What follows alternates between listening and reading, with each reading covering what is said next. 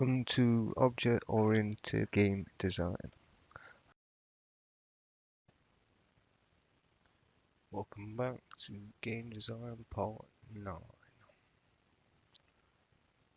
I did mess this up. I got to Part 10 and I still messed it up. So I came back to do it all again. Now I figured it out. So, alright. This is where we left it last time.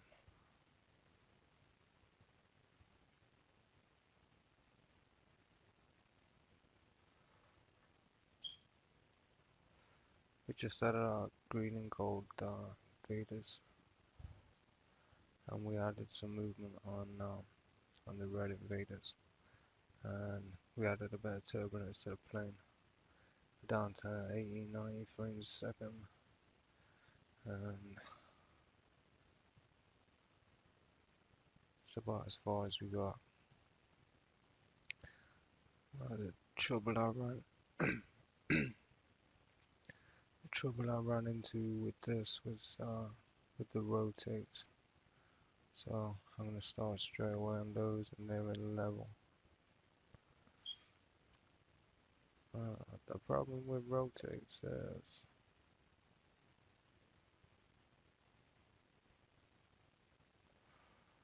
so in our render class, render module even.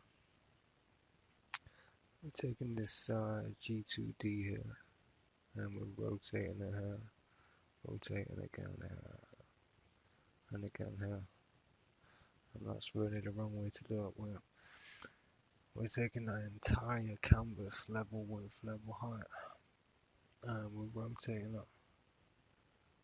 And we're finding out how to rotate it back, so we can layer things on top, or give other objects a rotation as well. So the way I figured out how to fix that is we're going to create another G2D just for the level. No, not Kevil, level, and that's just going to equal G2D.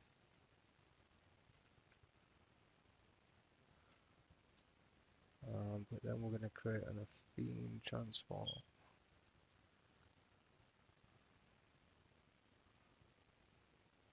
Let's call that old X form. That's going to equal G2D get transform. Alright, so now we've got this G2D. We can replace all of these with this.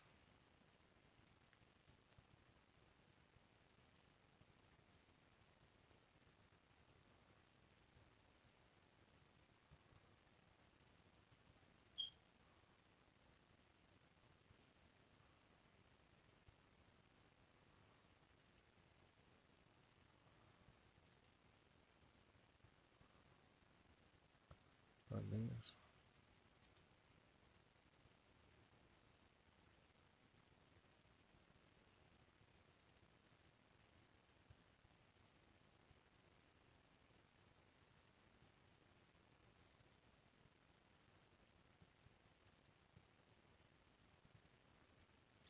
Right, then when we rotate, we're only rotating this version of G2D, the level version. Right, need to import a affine transform or geometry. So we've got the old transform as well.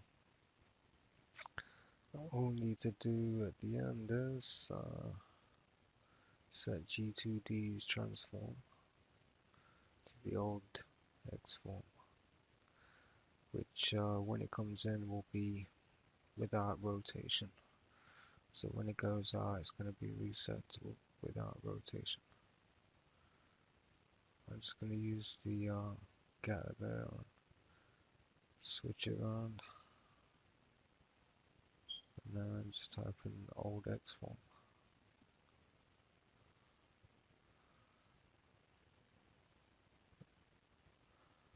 finish off the line, and that's that. Now when all these rotate,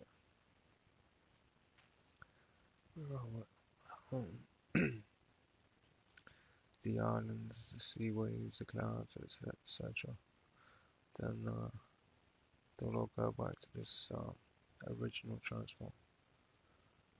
Alright, not going to spend too long on that. I do want to get this out of the way today.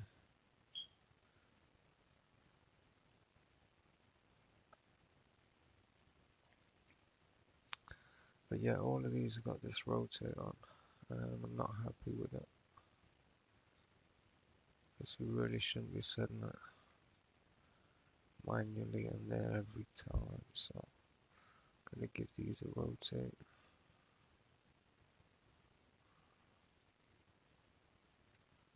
As well as an alpha.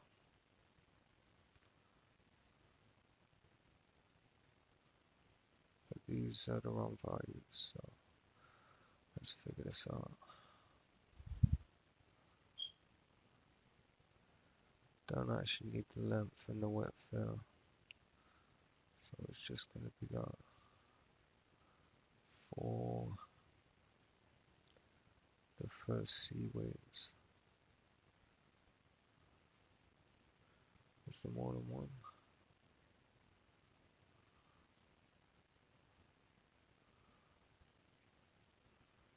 Yeah, so we'll have to do two for that. The sea waves rotate. Put that as that.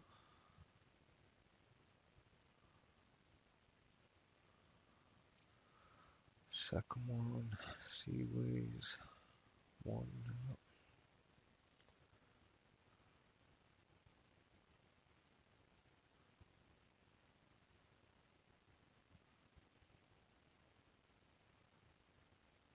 I'm not using the alpha here.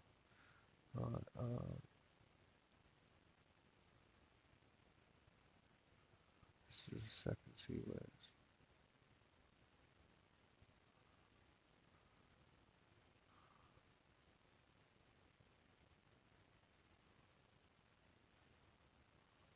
I've got an extra one in there. I don't know if that makes any sense. Great. Or which one this one's referring to. Let's copy that one.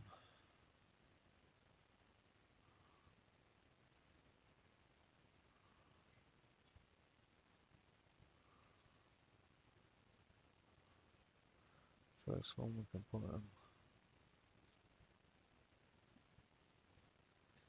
I'll say we don't need level width and height because we're rotating the whole thing, I think.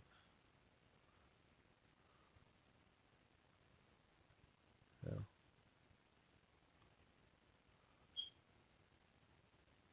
As far as I know. Let's check this out anyway. Yeah, better. Make field. Just with that one change in these X forms and that. Just test that out.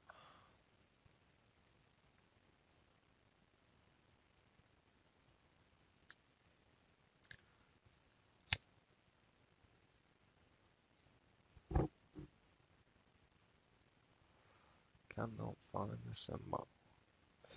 Which one would that be? Oh well. Should have really just made more fields. Some of these are going to be wrong now, I'll have to change them, but hey, that's how it goes.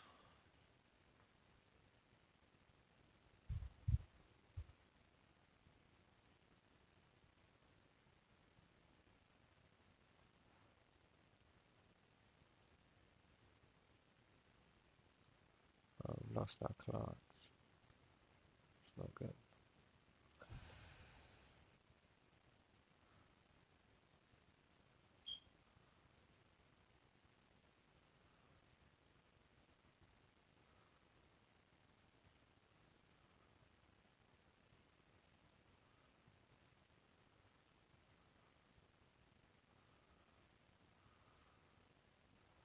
try adding that back in.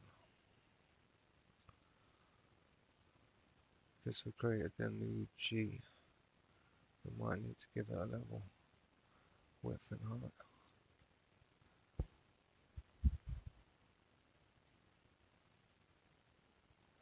And it will have to be level width and height, not game width and height. Oh, I've got a class back now. Keep level width and height. And waves look brilliant clashing together. Onwards and upwards. Alright. What happens if I take this line of code out? Will it revert to this one, or will I need to add this one? We'll see. File sun on the first, same as the first one. Yeah, we've already got that one.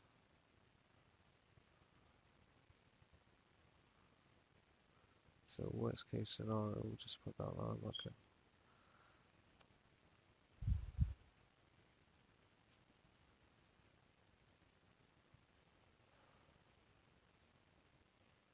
But the waves were clashing together before.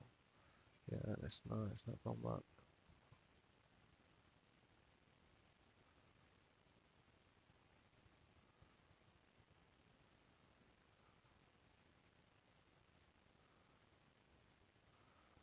Need that line in. Alright, the second one is done.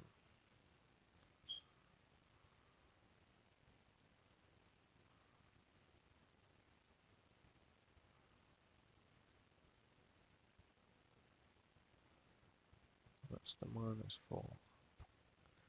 Load up clouds. Oh, that's islands.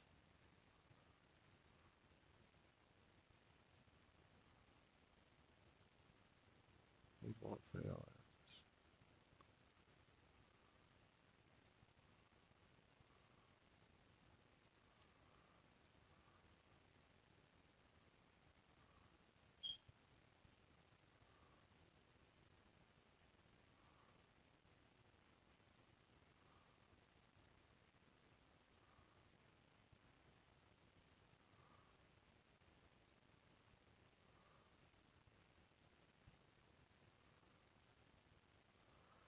Alright.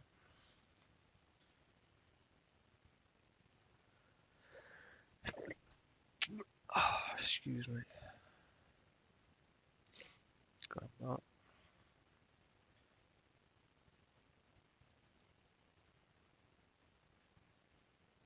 Then make fill.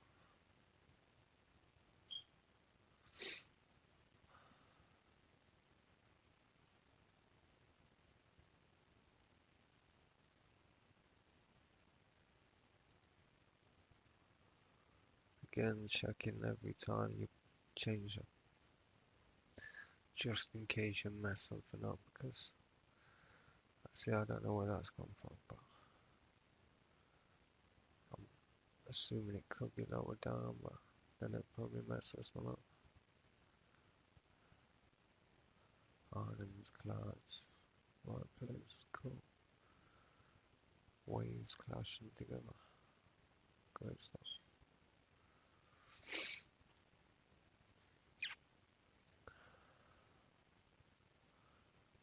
See, there's no rotate on the clouds, is there? Yeah. That's something we can add to each one. I think that might be it. Level island rotate is basically bring it back to where it was. What if we missed the clouds? Yeah, clouds don't have a rotate at this point.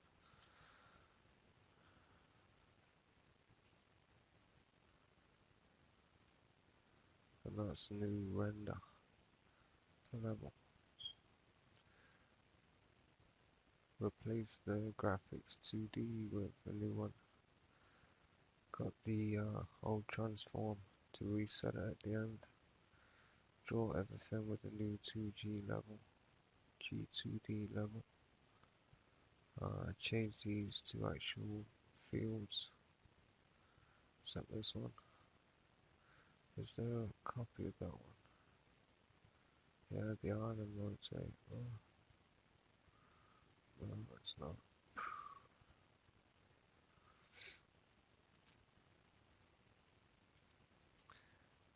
Minus pi shared by 4. No, it's not on there. Should be, but it's not. So it's going to be laid left like that. Anyway, yeah, so we'll clear that up. We're using a different G2D, setting the rotates, and then resetting the transform at the end. So any rotates that we've done won't apply. But in game time here, we'll set the font 16 bold, but would not set it back after we draw the string. So let's just do that. And it only applies in here because this is the only place we're changing the font. So this will be plain. And that'll be back down to 10, I think. Could be 12, but I'm not sure. And then just set the current font again. Alright, save that. And that's show game time done. Update it.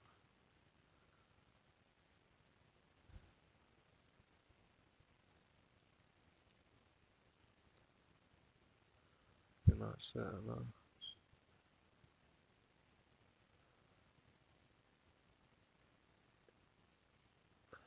The render, the rotates.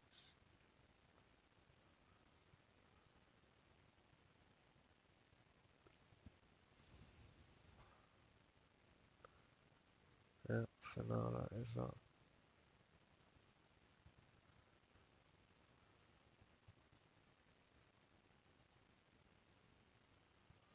Alright.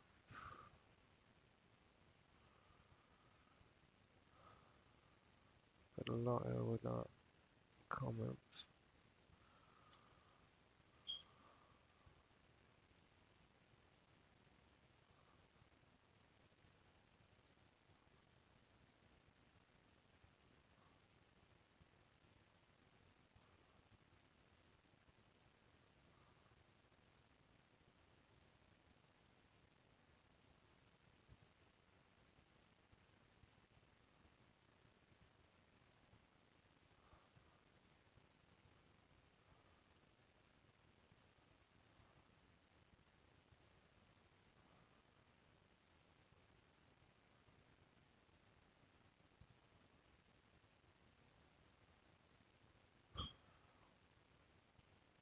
Yeah, I should have kept up with the comment on. Won't have to do it now.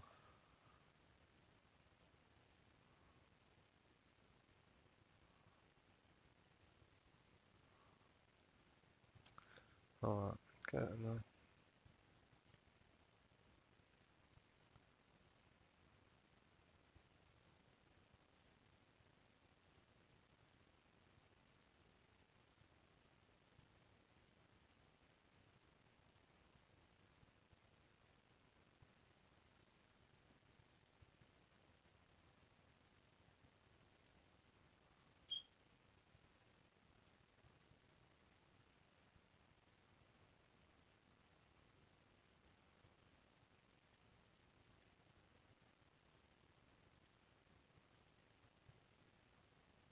Alright.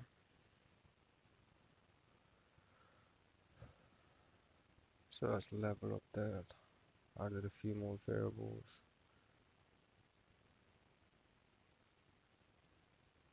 Still got quite a few to fill in. Then updated the yeah, clouds aren't gonna have a rotate. At least not in here.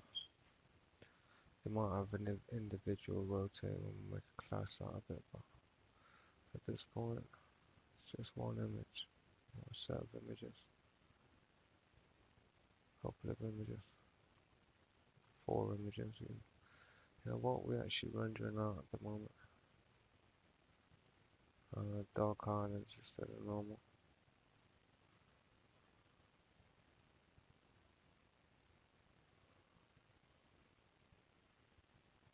dark cloud instead of normal clouds.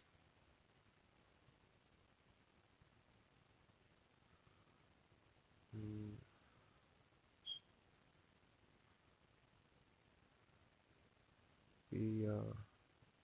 the alpha is set for the dark at the moment, but it won't be times 2 and times 4 on the normal clouds. Um, Obviously, we won't be doing the normal and the dark cloud at the same time. It's not going to be a sunny day and raining. It's not in nature. Sometimes happens in nature. That's the level. Let's go into anime. Check the comments again. That's all good for now.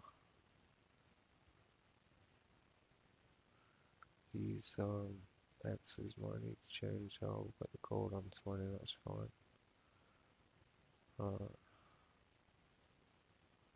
Obviously got to do our check collisions in a bit more detail, and I'll move on. Yeah. I want to work on rotate and targeting systems, but I've heard they're difficult. So I'm going to do my best. But one of the things I want to do with these reds is change that to a C.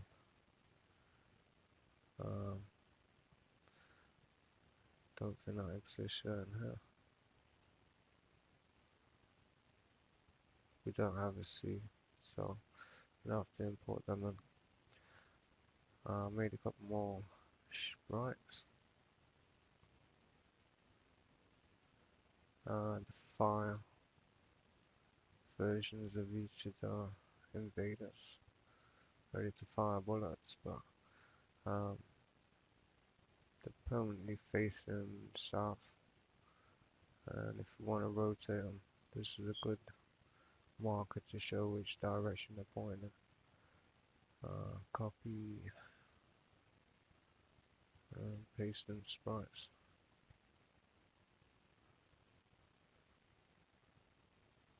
Got our fire versions of each.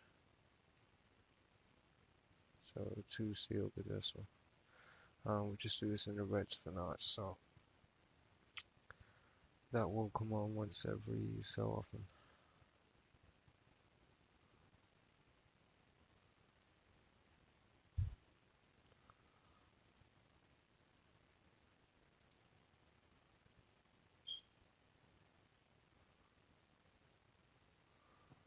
There we go.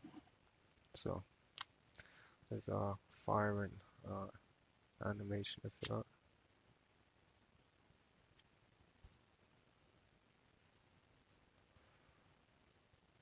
And these are all pointing 0, and then it'd be minus 180 if they're facing the other way. So got to figure out these angles. This plane is doing my nothing at the moment. We can go off the bounds at the bottom. We can't go at the top. We can't go on the left hand bounds. But we can on the right. Too far at least. So let's just fix them quickly before we move on to this rotation. That's in a player class. It's to do with the move. Or is it an import class? Let's try player. So in player we're gonna tick.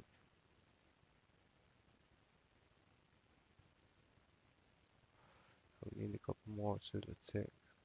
Rotate left and right, but if we go left, we're stuck at 0. Go right, we get stuck at 630, which is wrong. So let's try 620 on the right. Want it to be equal to this, but I think this is off.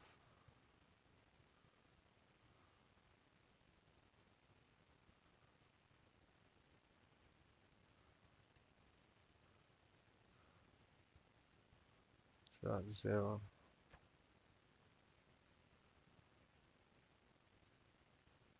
That's 620.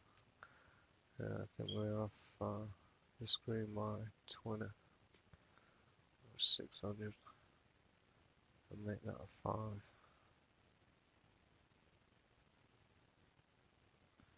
As long as x is greater than 5.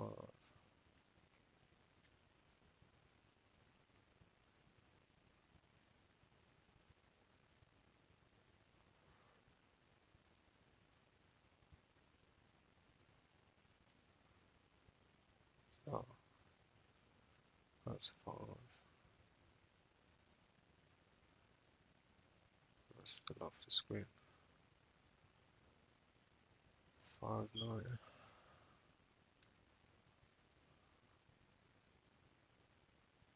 15.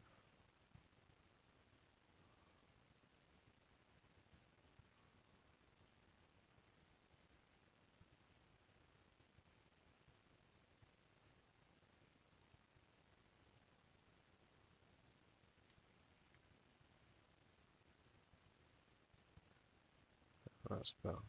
15 on the left. Let's see if we can get 15 on the right.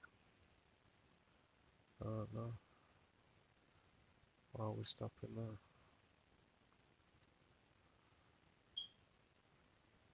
19.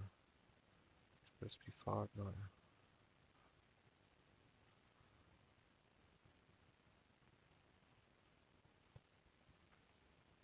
At least I know it works.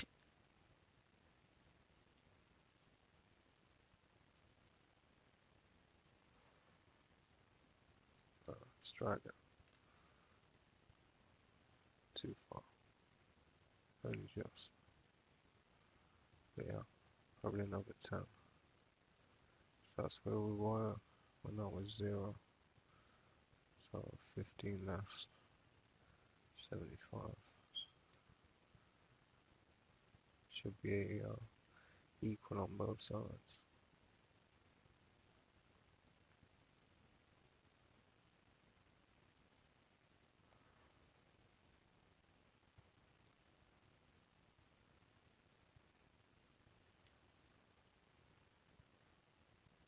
Yeah, lovely. Yeah, exactly the same, both sides. So you can't go off side screen. We need a limit on the top. Right there.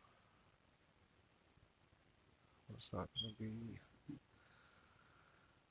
30 down from the Y on the lines.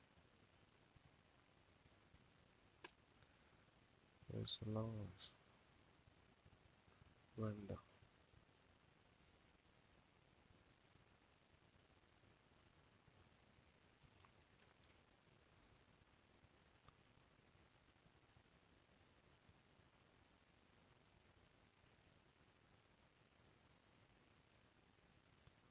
So up.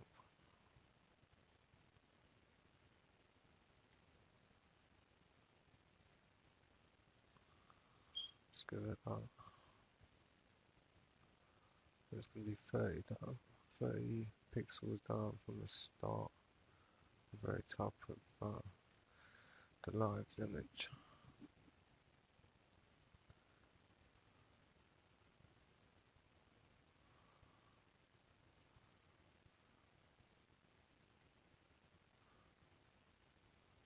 I've done it wrong again.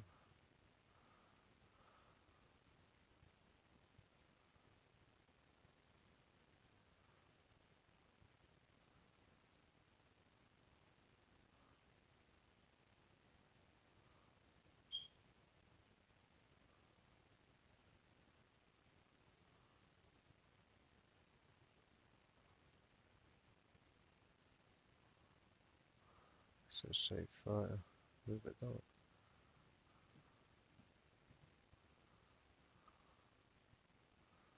And that should be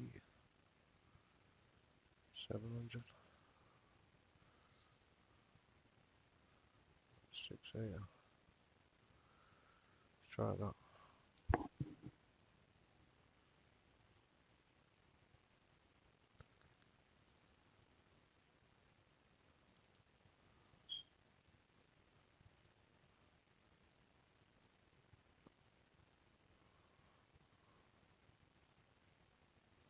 Still can't go up.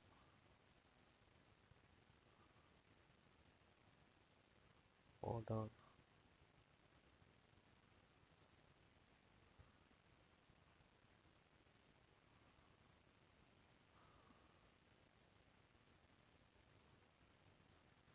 Opens y greater than 8.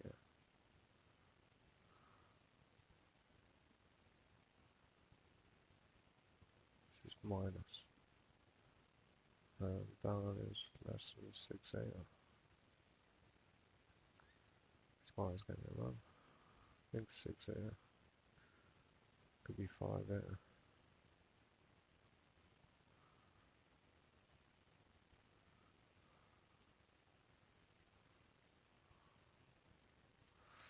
So done. Go off the screen still. Opens our limit down, it's too low.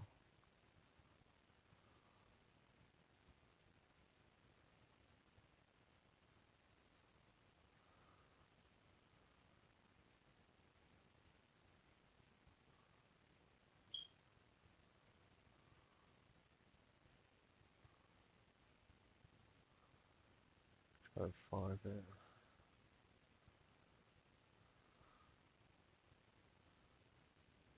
Do a 50 on that.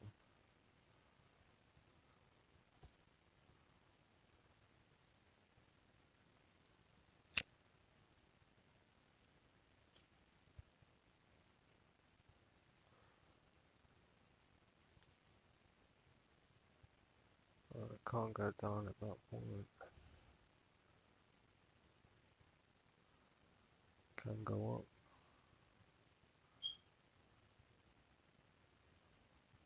It's almost right. But a little bit further.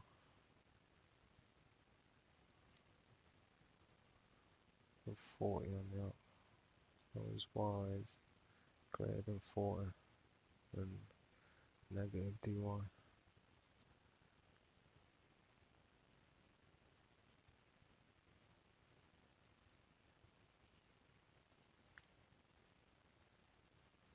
Can't go down. Can't go up. That's good limit. I don't like the down. Too far. I mean, not enough. The tail should just be behind game time. So looking about 10 back on the down.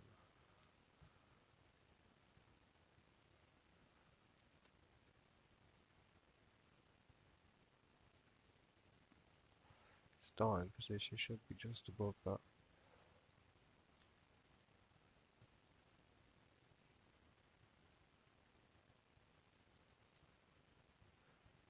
Yeah.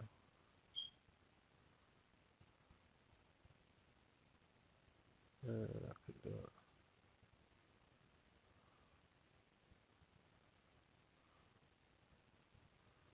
I realize on top of the text, but what can you do? Render the player out before level and then it's underneath the island. Oh, that'll do for the bombs that are playing, that's cool. Whoa. Why is left and right changed? We drifted. Why have we drifted?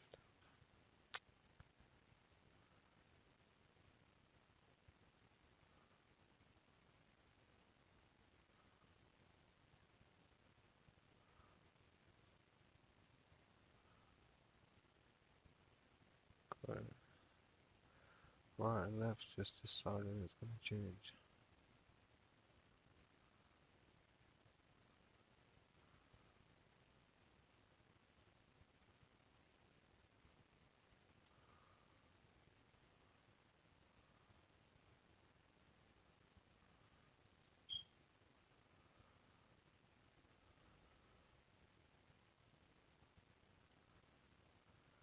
Seems that the screen shifted 10 pixels. or 15 even, from when we played it last. It's got the limit there, got the limit there.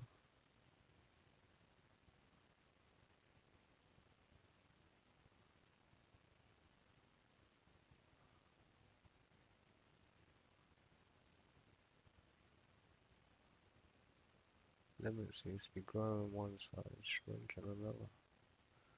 I don't think we've reset these transforms. You know? And that's not me changing the numbers. Alright.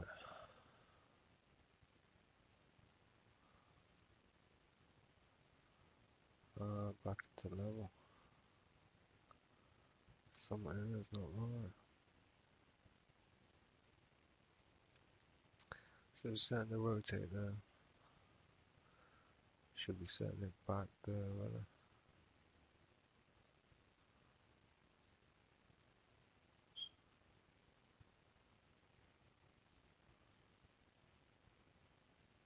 Never set it back.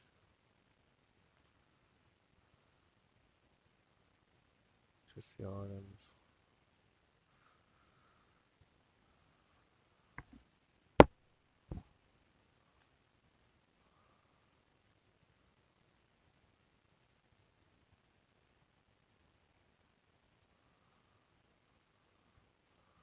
I have a feeling it's that. If we put it up to the clouds, we'll never know. That should be a positive.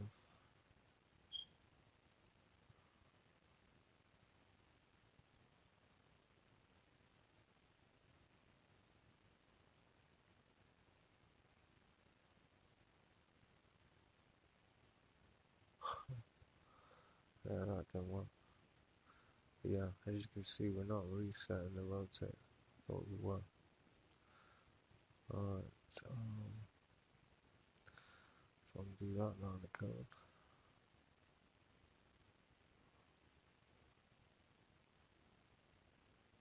And figure out this down. Maybe we'll transform on both.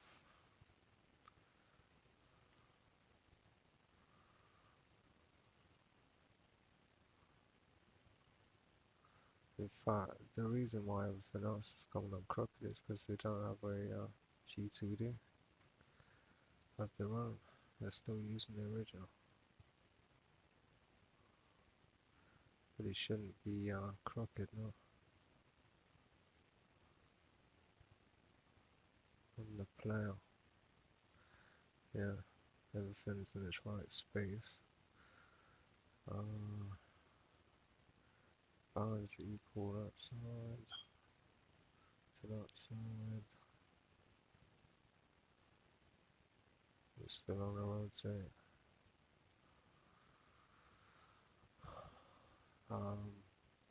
As far as the plane goes, these are staying the same distance from the top of the screen, so I don't think these are on the rotate.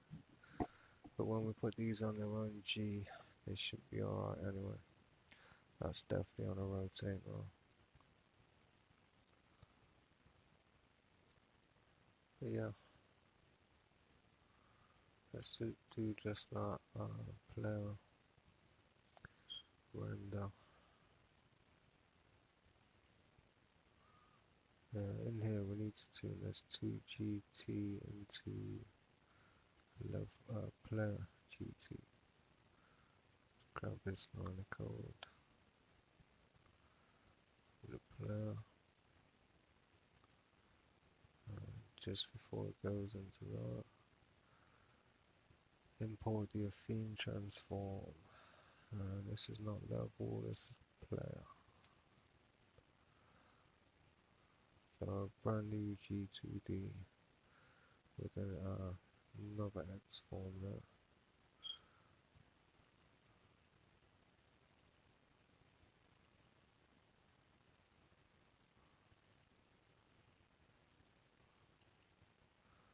Drawing the player lines out.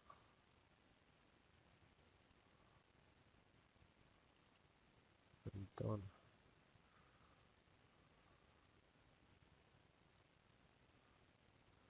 And reset the transform on both. I'm probably doing one extra step there.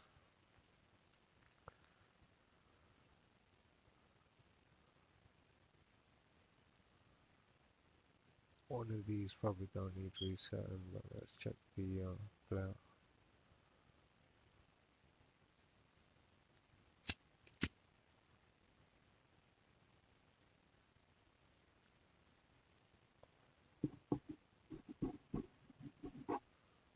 Alright, so if the player's got its own transform, it shouldn't be any further from the screen. At the top and it is at the bottom. Seems fair enough. This side keeps shrinking.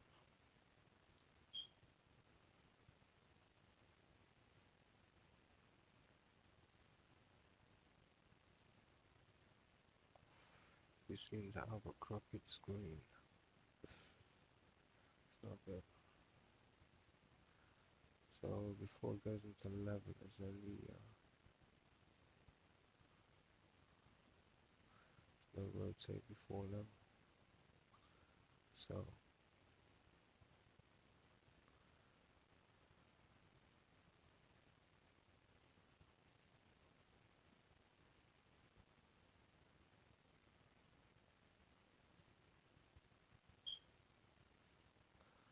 one other option is to dispose of level there, but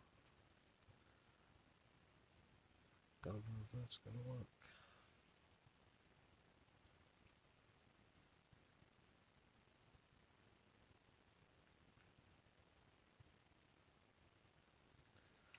Dispose after we reset transforms as well. I don't know. I don't know if that's gonna have any effect or a good effect or the right effect.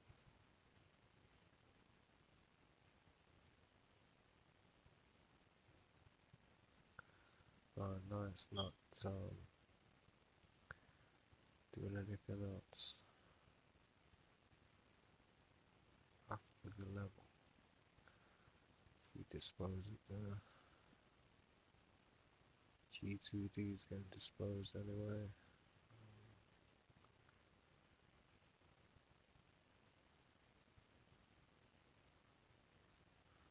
That must be it.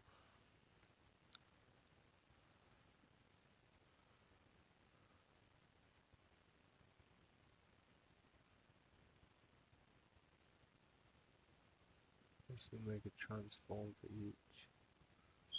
G2D for each rotate.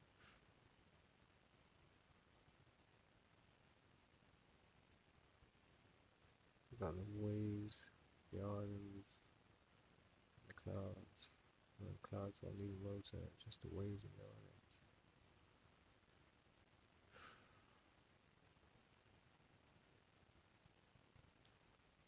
Could try it. Making 3 objects out of the same one.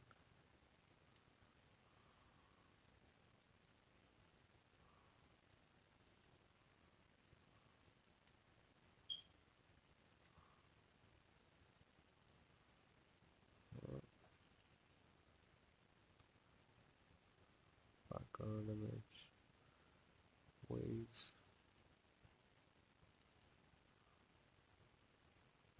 more waves. This is gonna mess up because the islands, I might have to rotate the islands as well in the same manner. Waves.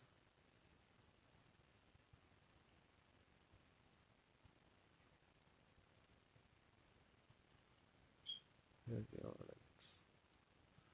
We've got clouds.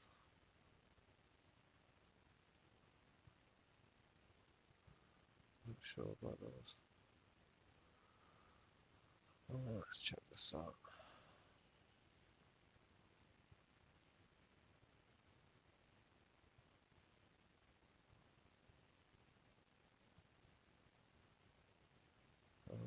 Everything seems to be in the right place. Clouds, waves, islands, ships.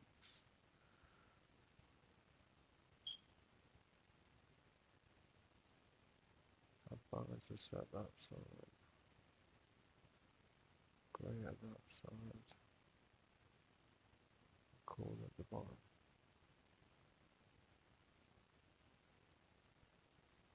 Did they stay the same? No.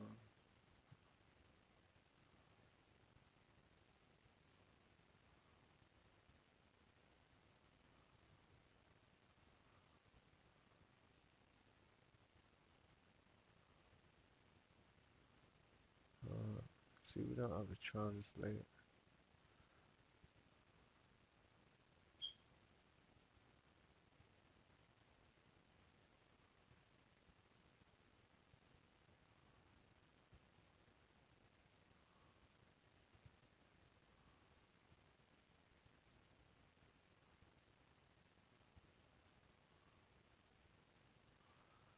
We could try it.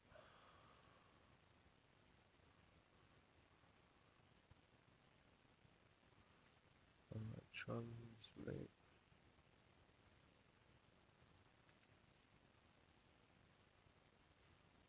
to 00, where it should start from.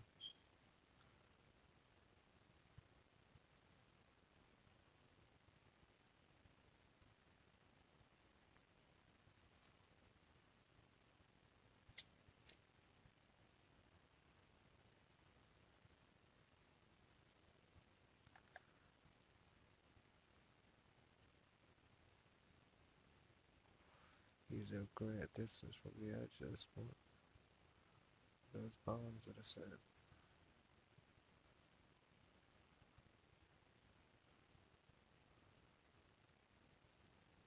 And they're not changing that side in.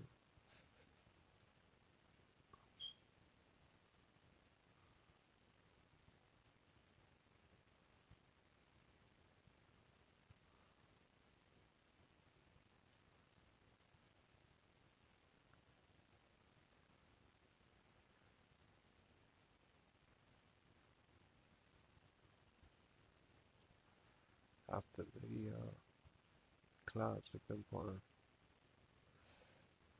what you do is believe it's still on a rotate. And a rotate out there. After the cloud layer. And we'll reset the alpha as well. And rotate that to 0.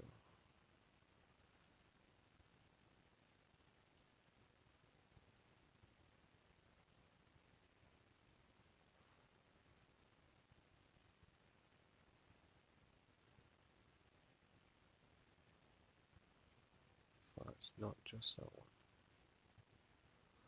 There's 3 of us.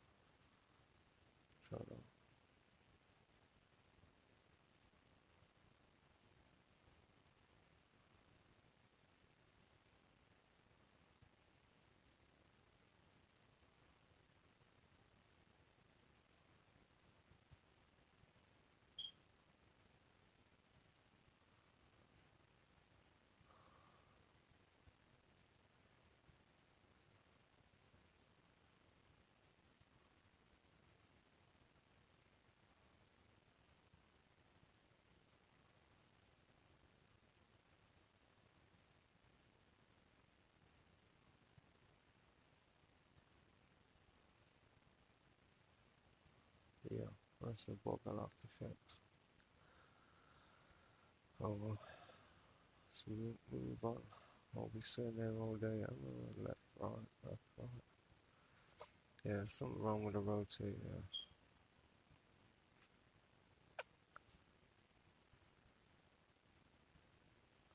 Let's give the other three a translate. The other two is done at the bottom. And the other. The point of translate is shoot, is translated to this width and height.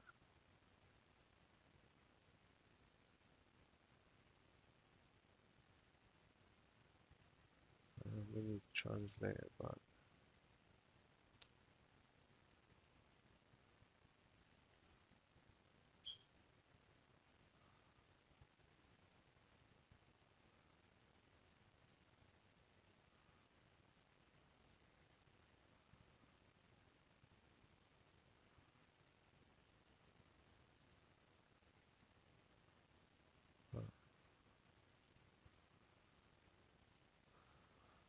In theory that should work, but my code ain't been working for days.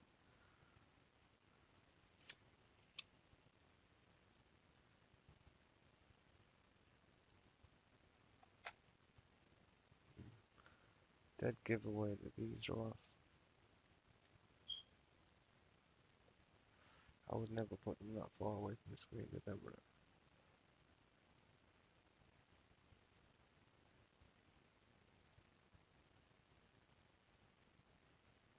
Why the plane is drifting, I don't know.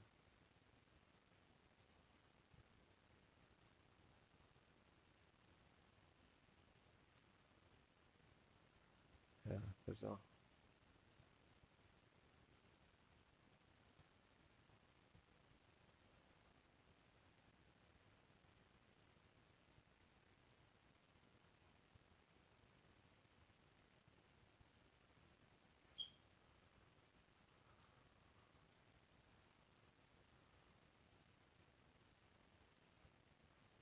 That's where somehow I rotated that first one.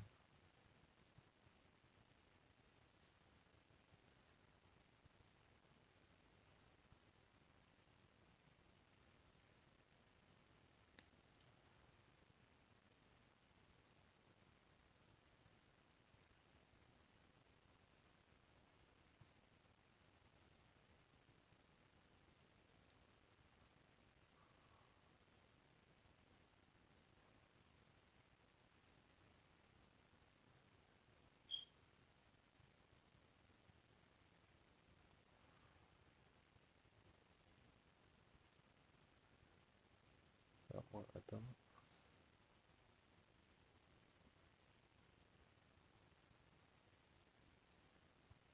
Still drifting.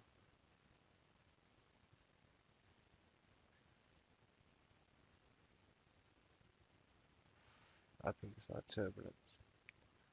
Our turbulence is going out of the bands. If we turn bands on, we'll see.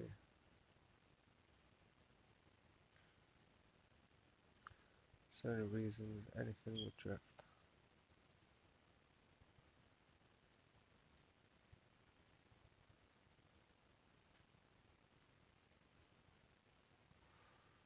I watch the player in relation to his bands.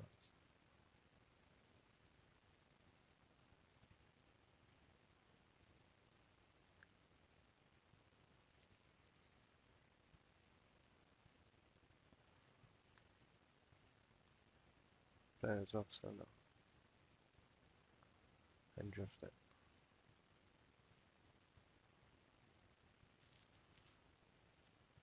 Turbulence is off.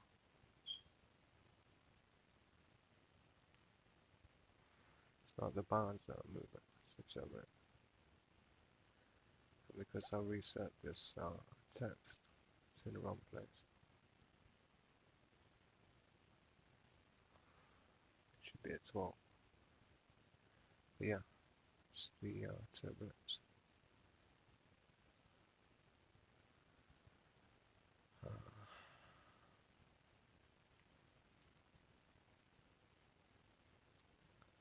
Turn off turbulence from it. Get these bars right.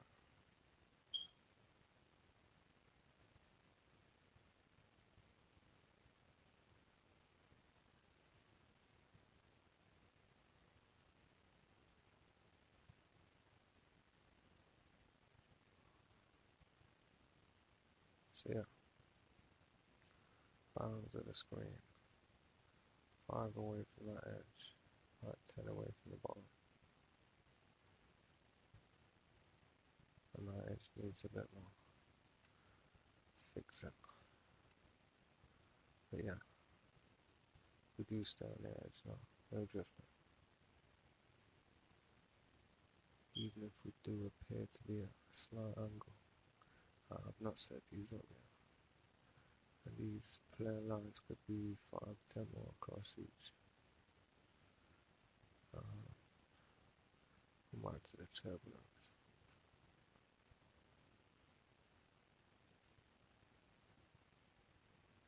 In fact, we can turn this turbulence back on.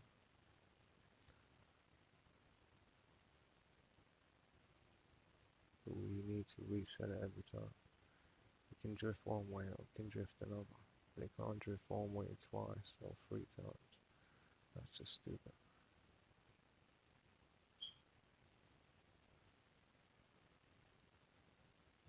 So I always got to reset the turbulence to 0. That will solve that. It will still drift about the bands. But it won't drift outside the bands and keep going and keep going.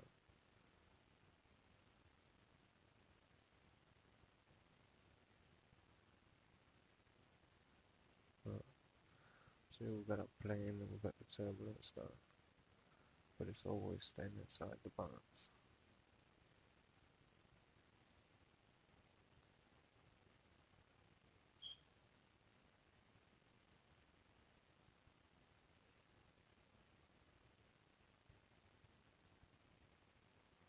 That's a cool effect. Alright, moving on. Play lines. X1 and 2. Release it.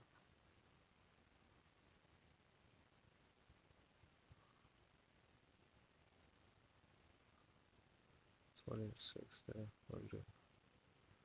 So I'm taking 10 off each of these.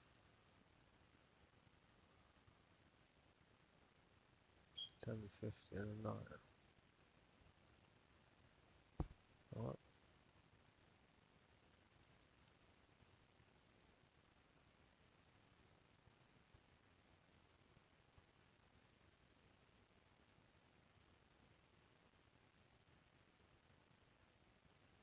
And they look a bit better.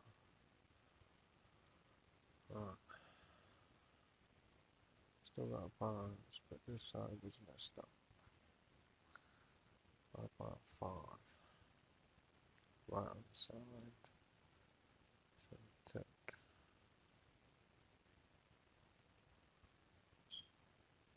2, 4. About 5.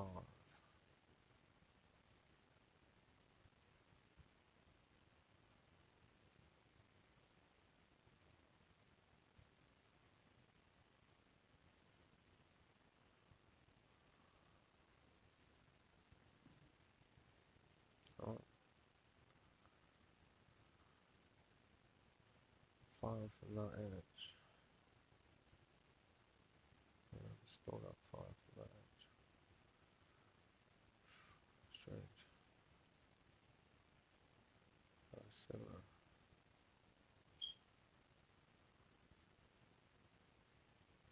Positive X. That's right.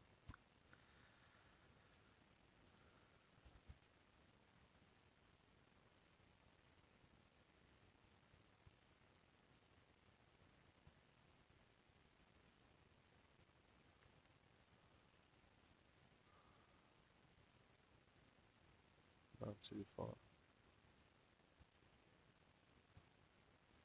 But about half of what we increased.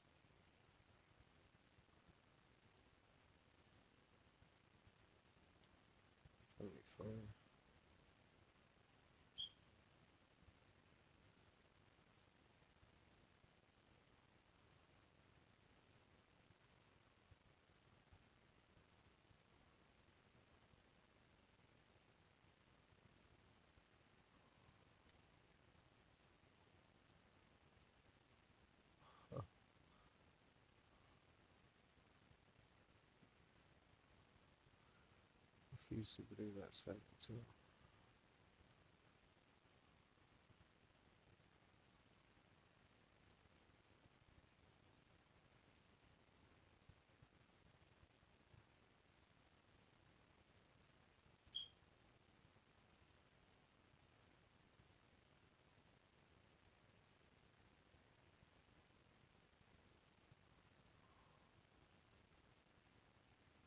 Stuff that nothing I do there is changing.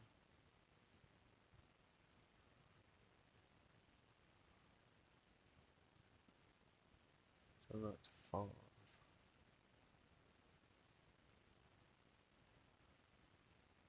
That should have the same effect.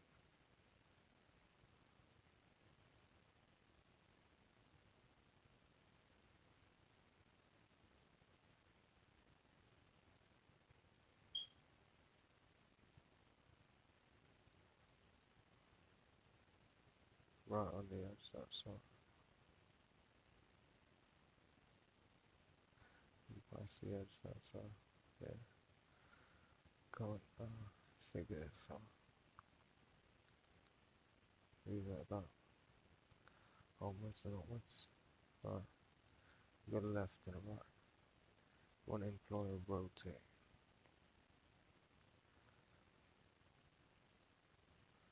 And thankfully the rotate doesn't have these checks on it. It has some checks, but not the same one. So right, left.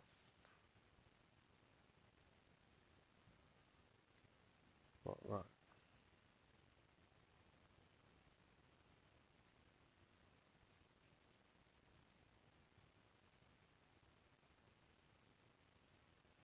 We need to employ P angle.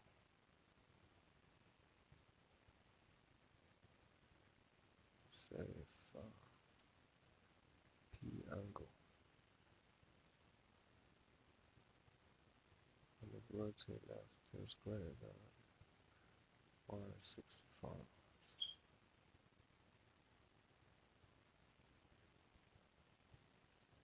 Same logic. For the rotate right.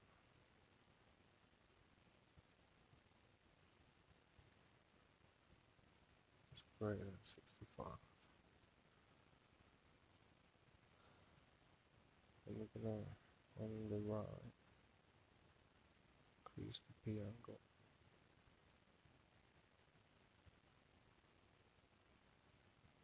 By 1.3.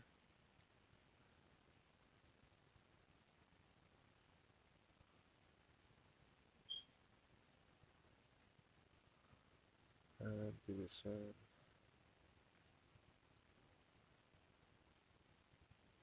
And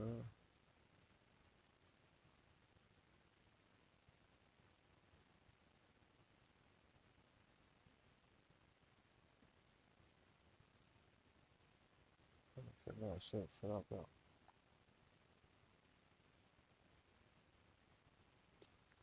Alright. There's a dx and a dy plugged in us. Before we reset, we want to make 2 more values, the dy and dx.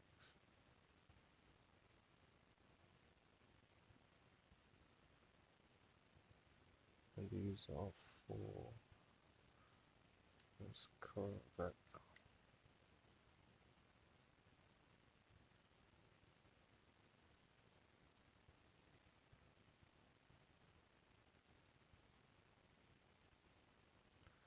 Current vector x. So dx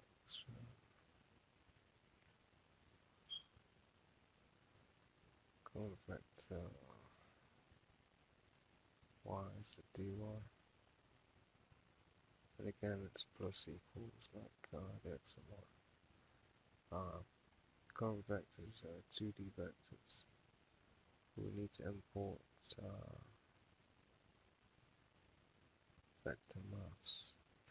Trying to think. Vector maths is part of Java 3D, which is fine.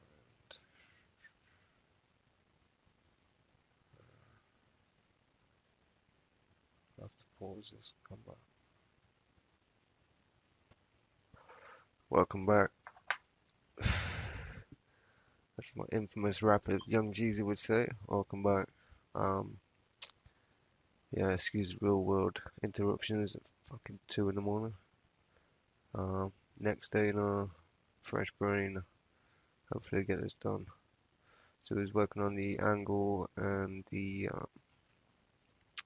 current vector, but we needed some maths, so trying to think how to do this. I've got this maths in another package. This one here. And I'm just hoping I can copy the libraries off, but I don't know.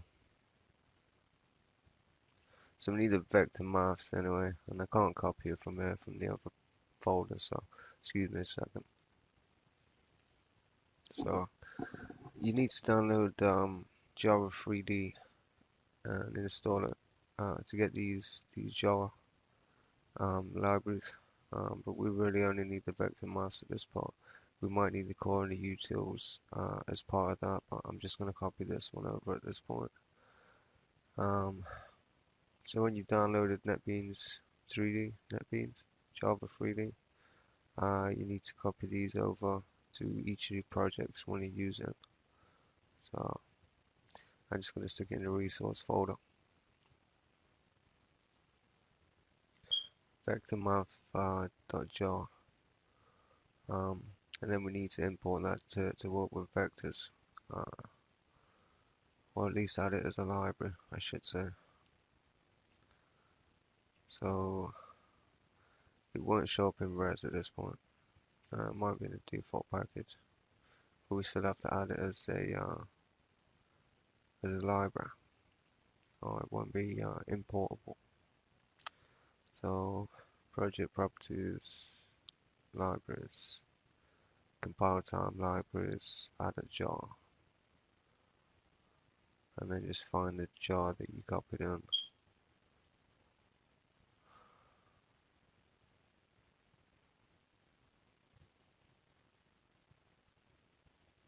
Vector math.jar, and okay.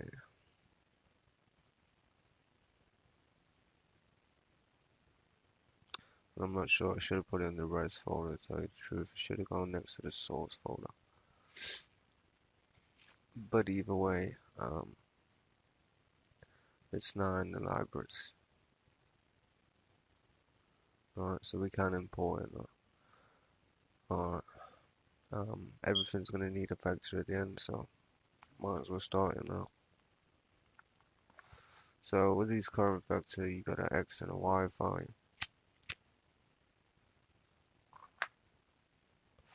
In the vector, but you can also do things like check the length to make sure x and y is in there, or check if the vector is empty type thing. But yeah, there's a few operations we can do with that. So that's the current vector sorted out. Our turbulence is not zero in our air. Where did we zero out at the top? We did. Is that the right way to do it? Either way. So I'll take that line out and just use the one we commented out at the bottom before I start making these variables. This is the player class, by the way, if we forgot where we are. Not working on player here. Lose a life, dead today, or get lives as set name. Right, so we need to rotate left and a rotate right. I'm just going to stick these up in here.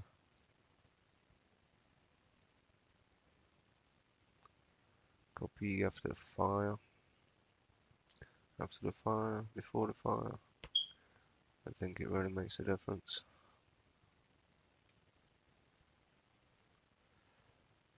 Set up the right left, no, right,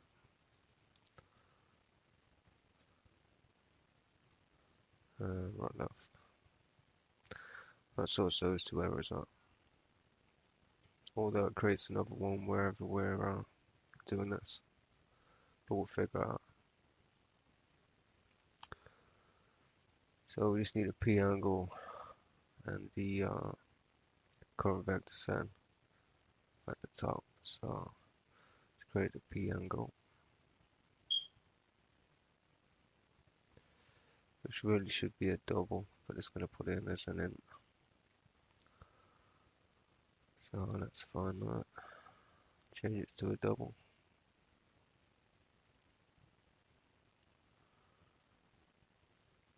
And what else we got?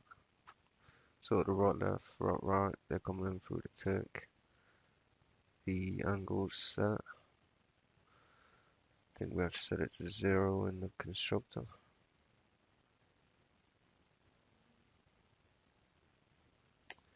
Yep.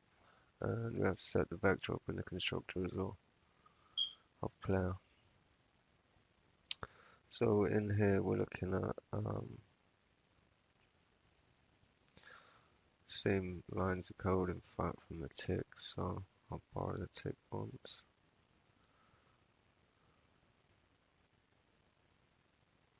X and Y. And back to this constructor. And it's not dx and dy or plus equals either, it's just equals x to start with, and equals y. But again, I've done this wrong. So this current vector should be equal to new vector 2D, which is going to ask me to import my vector maths for, and it's lowercase d for 2D in this case. Then we just need this dot x, this dot y to set it up. Don't need that line. And that's not current vec x, it's just current vec. And that's how you set a vector up. And we're going to have to add that line of code to every entity that we create, I believe. At least every entity you want to keep a track of position.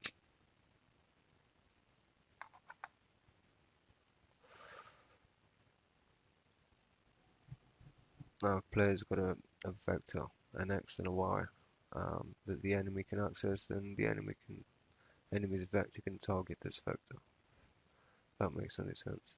So we need to create a current vector. Now let's import javax.vecmaths.vector2d. This is why we need the java 3d vecmath.jar, or we can't import it. If you don't download java 3d and add that to your libraries, you won't get this import. You'll get lost and it won't know what a vector 2d is. Then we're going to create a current vec field. Don't know if that should be final because we're going to be updating.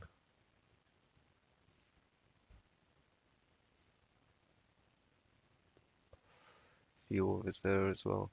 P angle I'm not going to put private.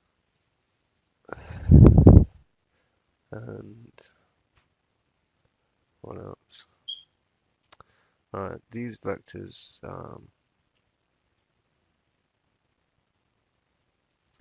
we only need current vector in player, but in the enemies we'll need current vector of the enemy, target vector, which is usually going to be this current vector of the player, and parent vector if we want to parent one enemy to another.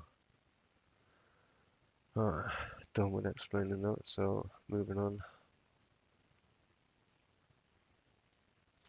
I have put a target vector and a parent vector in here the first time I did this, but I believe that's wrong, so I'm not going to do that now.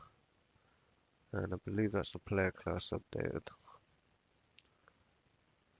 Current vector set in there. We need the angle set, and trying to think where I did that. Underneath the speed, but it's something like that. So p angle equals 0.0.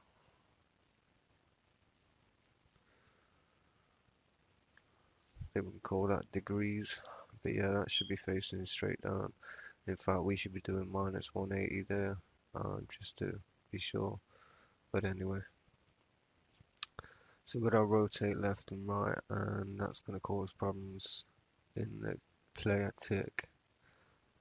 First, we need to add these as part of the constructor of that. Rotate left, rotate right. Okay, and I'm actually going to plug those into key input for player. And as you can see, key input's the one that's calling me at this point, telling me it's got errors. It doesn't recognize the extra methods I put in the tick here, so let's add those in. Should be some simple lines of code. We need a rotate left and a rotate right key, and I'm going to put them on in underneath the left and the right.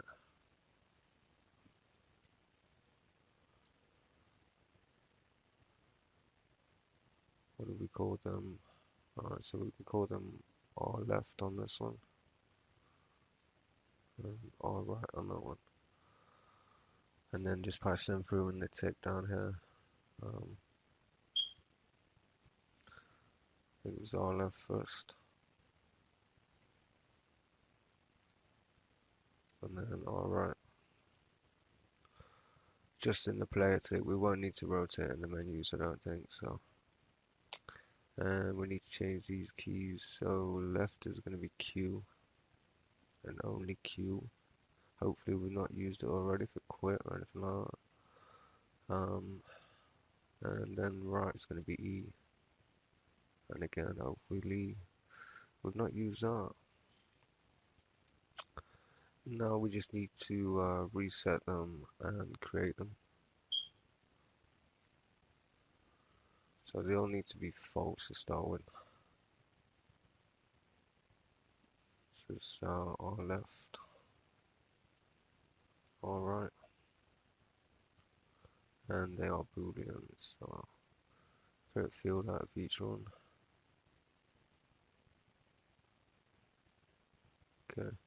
So when those keys are pressed now, those right and left booleans will be passed through to the tick. All done. Don't think there's anything else I've put in there. It's in the player tick. We've already told it what to do with right and left when those keys are pressed. I don't know if these are the right way around, the minus and the plus, but we'll figure it out. If E rotates this way, then we know we've got it the wrong way around. No, that's the right way. If E rotates right, that way, clockwise is right and anti-clockwise is right left. Alright, so that should be right. And minus and plus, that's going forwards, that one's going back. Right, but we limited these to 65 and minus 65, so the rotation of the plane will only go so far. It can't turn all the way around. We might spin it all the way around when it's exploding and fall into the ground. We'll probably scale it as well. But at this point we don't need to do that.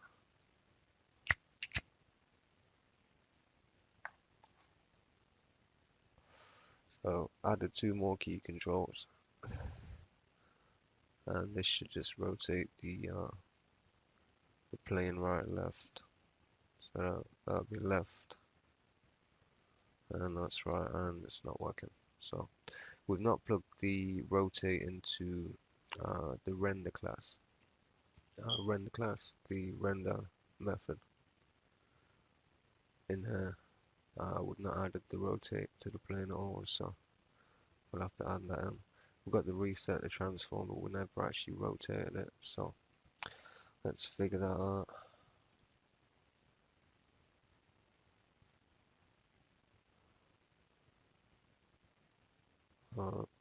Some logic there.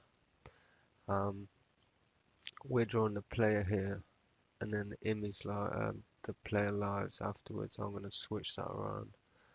So we draw the player after the lives, just so we can put our rotate in after the lives, and it doesn't affect them.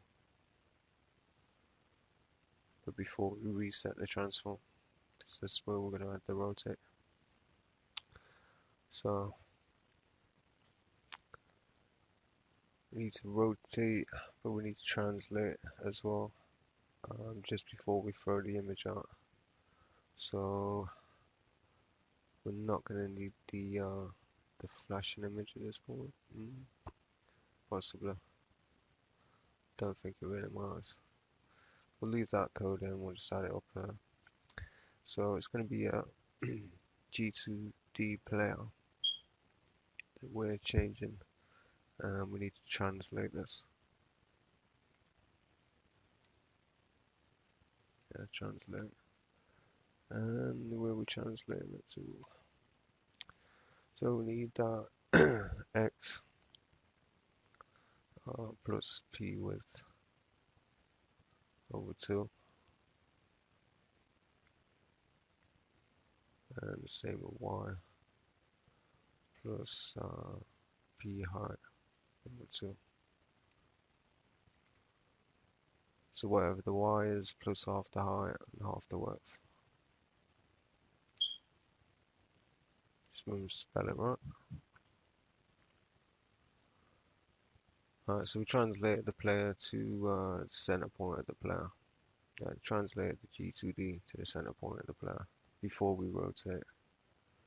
Then we're going to have to translate it back afterwards, which is almost an identical code. And it's just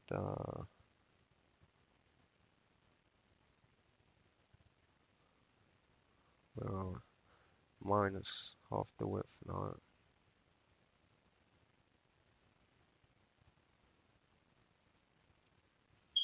Minus x. Alright, yeah. Kind of opposite. So sending it back to where it was, the 0, 0 point. It's minus p width, p height, shared by 2 minus y. Alright, so that's translating it back after it's rotated. And we just need to plug in the rotate. So dot rotate. And it's going to be a double. It's going to be p angle. P angle is coming out as degrees at the moment, and we want it in radians. So maths dot 2 radians.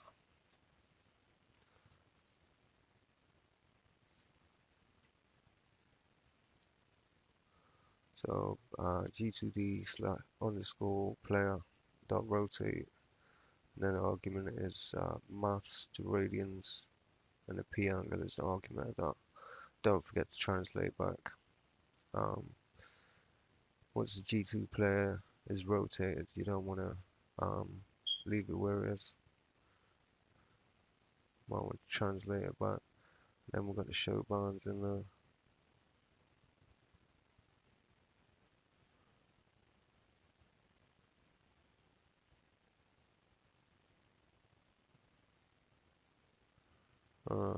Then we've got some additional draw bands to add here. So we've got our square and our circle, our rectangle and our oval even. But I want to draw a line because when we're rotating, we want to know what the absolute north position is. So I'm just going to put a line in here. Again, it's G2D underscore player. Set the color. to a different color. Don't want yellow. Let's give it an orange.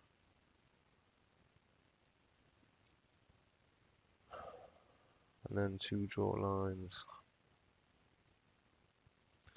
So we're looking at,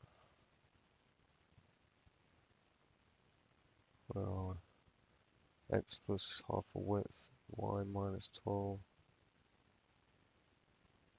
Alright, so we need some x's and y's for the plate. Let's say to draw a rectangle, that's similar piece of code. But it's draw a line. And the first argument on the line is x plus p width. Do this one out. So that's our starting point, the line, copy, which is the center. X value on the plate. Y, we want y minus 12. Not p rect y, just y. Third argument is x plus p width shared by height. Same one.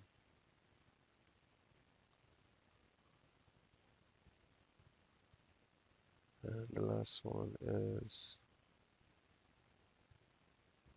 y plus 64.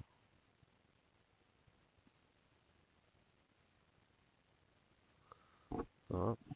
So the logic of that is drawing a line starting at the center of the x, remaining at the center of the x, but do at the start y, from y minus 12 to y plus 64. That's one line. The second line is going to be across the center, I believe, horizontal. So I'm just going to copy that and change the values. So the first one here is going to be x.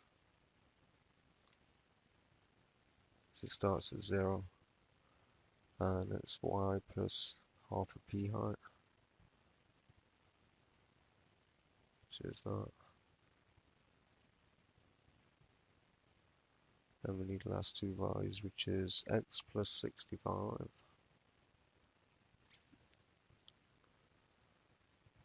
And the y is the y times p height, plus p height, half.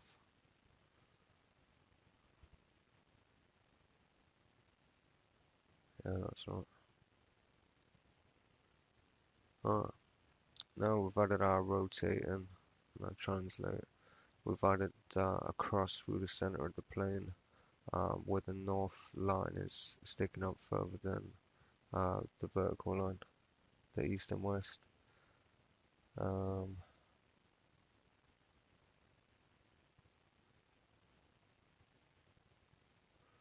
this may be where I got it wrong, but we're only rotating if the player's alive. Let's to reset it, and now this is another rotate, but I've got a completely different formula.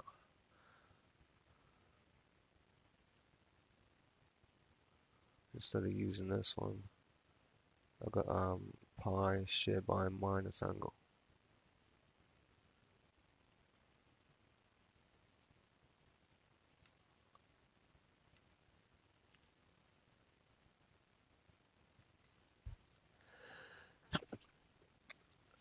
Excuse me.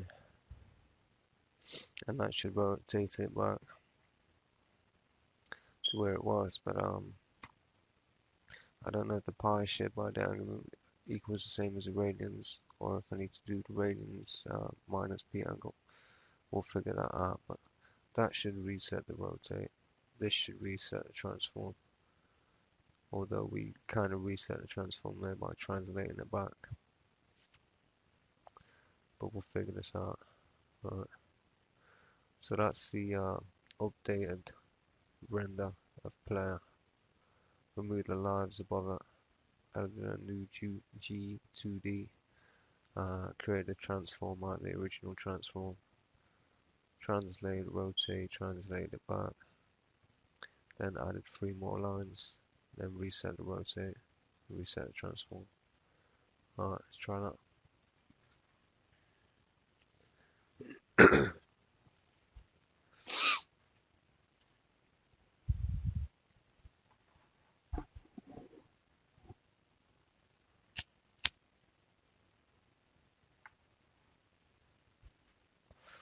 Alright, so we got our plane. I can't remember if we kept turbulence in or not. So with our key movement to rotate the plane that far to the left, and oops,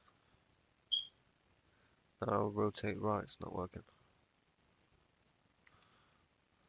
Why are we not working on the rotate right?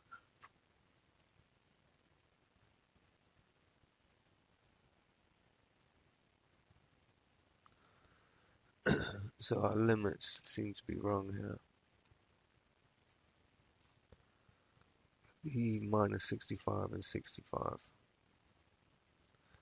but we're starting at minus 180 facing up. 0 would be facing down.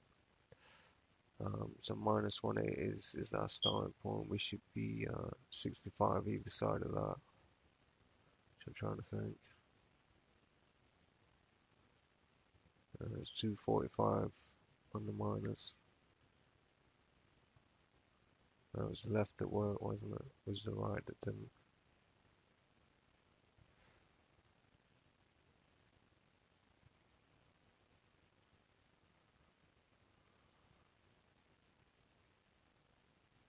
Have we spelled something right with the right, right, left, right, right, left, and the key inputs working properly? R right, R left.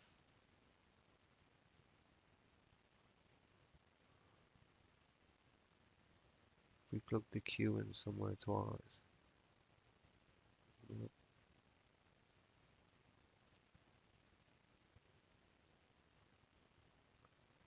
How bizarre.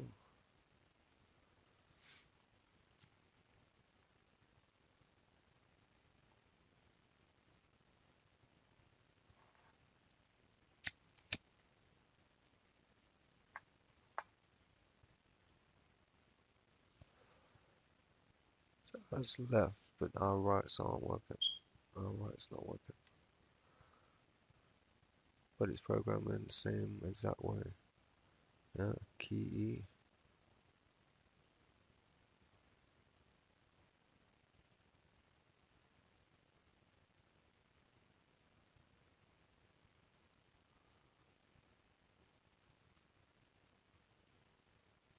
It's gotta be this limit here. This limit here is wrong. For whatever reason it's wrong. But we told to set it at 0 to start with.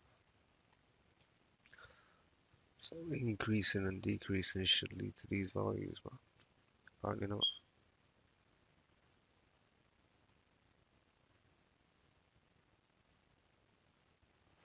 So rotate right. It does work now, but it's those limits that are wrong. And I didn't want it to be in a position where it could turn all the way around like that. I only wanted a 180-degree turn. So that should be back to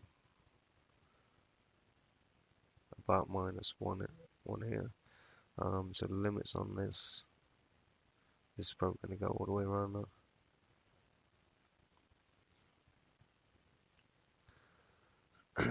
Again.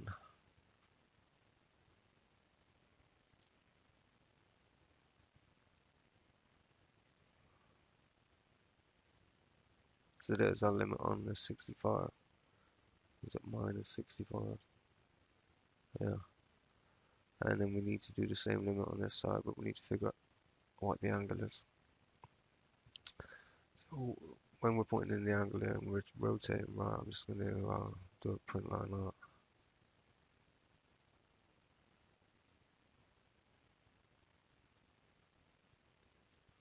And just throw in the angle there.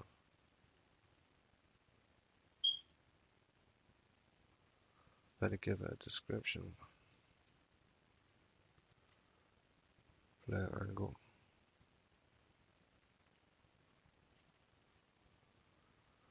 See if that helps in it.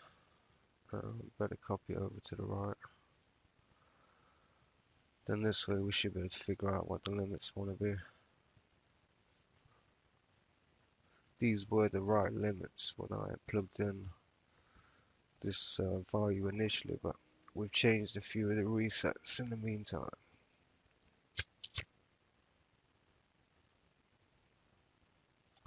Which means my maths is off. But my maths is always off. So if you rotate left, we're getting those values. If we rotate right, going to 0, and then we're climbing. But as you can see, these are doubles, and I've told the limits to look for integers, which is not good. This is basically where I got this wrong, I think. But if it recognizes the integer here, but it doesn't recognize the integer here. Right. I've got the greater than and less than. So the P angle rotating left can be no greater than -65, so we can't go into -66. But we've got greater here as well. It should be less though. That's where our problem was. Simple wrong direction on the greater than less than. Common error. One that can stare you in the face for hours as well. You'd never see it.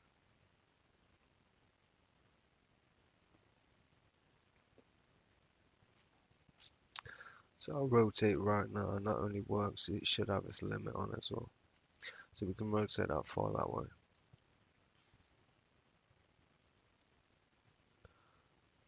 Not far that way. We really should have a reset on the R to rotate it back to a 0. But we'll figure that out. So there's our rotating anyway. I'll just get rid of these.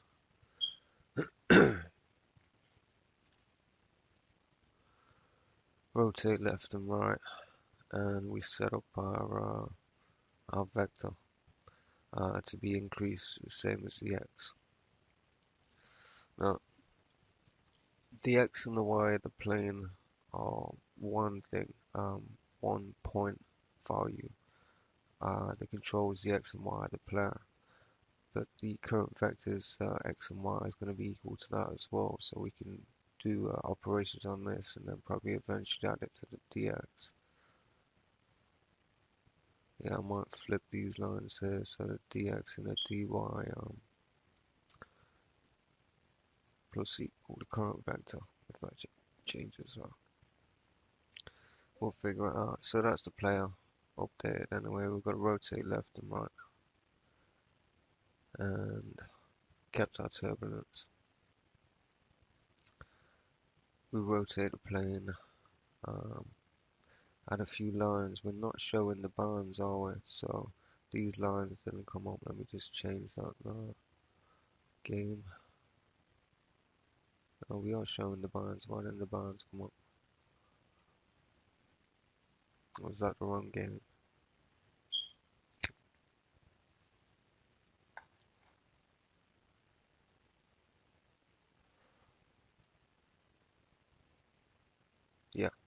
Yeah, I have new bands come up with the pointer for north. Yeah, I thought I see them, but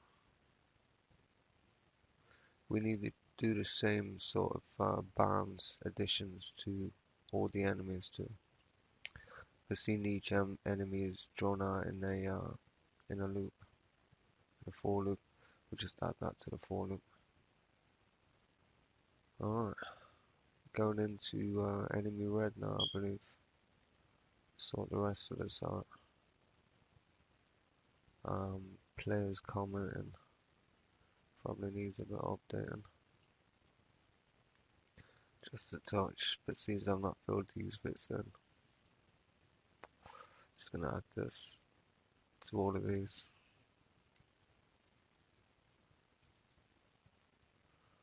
Alright. And the current vector. Alright, so that is now our player class finished. I can pretty much closed it off now. We've got our vector sorted, got the rotate sorted out, our render class.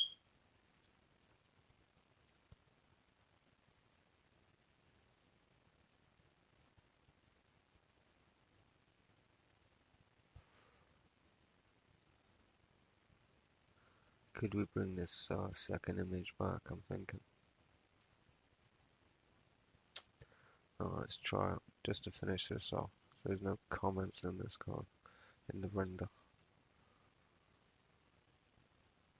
The logic seemed to work before. All I've changed is the adding the turbulence here. So if I do that to this same image, but then reverse it. Instead add the turbulence to x minus. So it goes the other way and plus on the y. Um, let's try that. Now we should have the rotate, the bounds, and an animated player.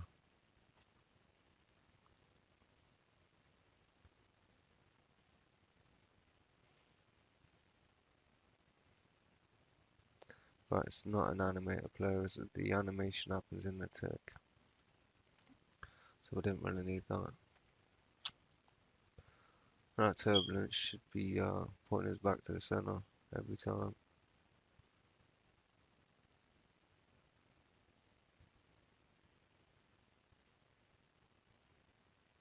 Probably best to put it on the edge.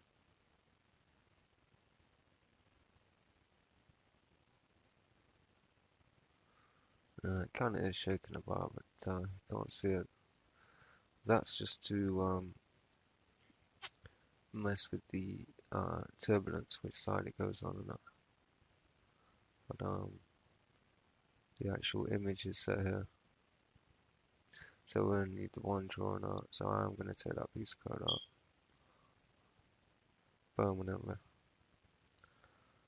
just to clean that render up. And then we're going to show bounds and reset the rotate. Alright, that's the player class now.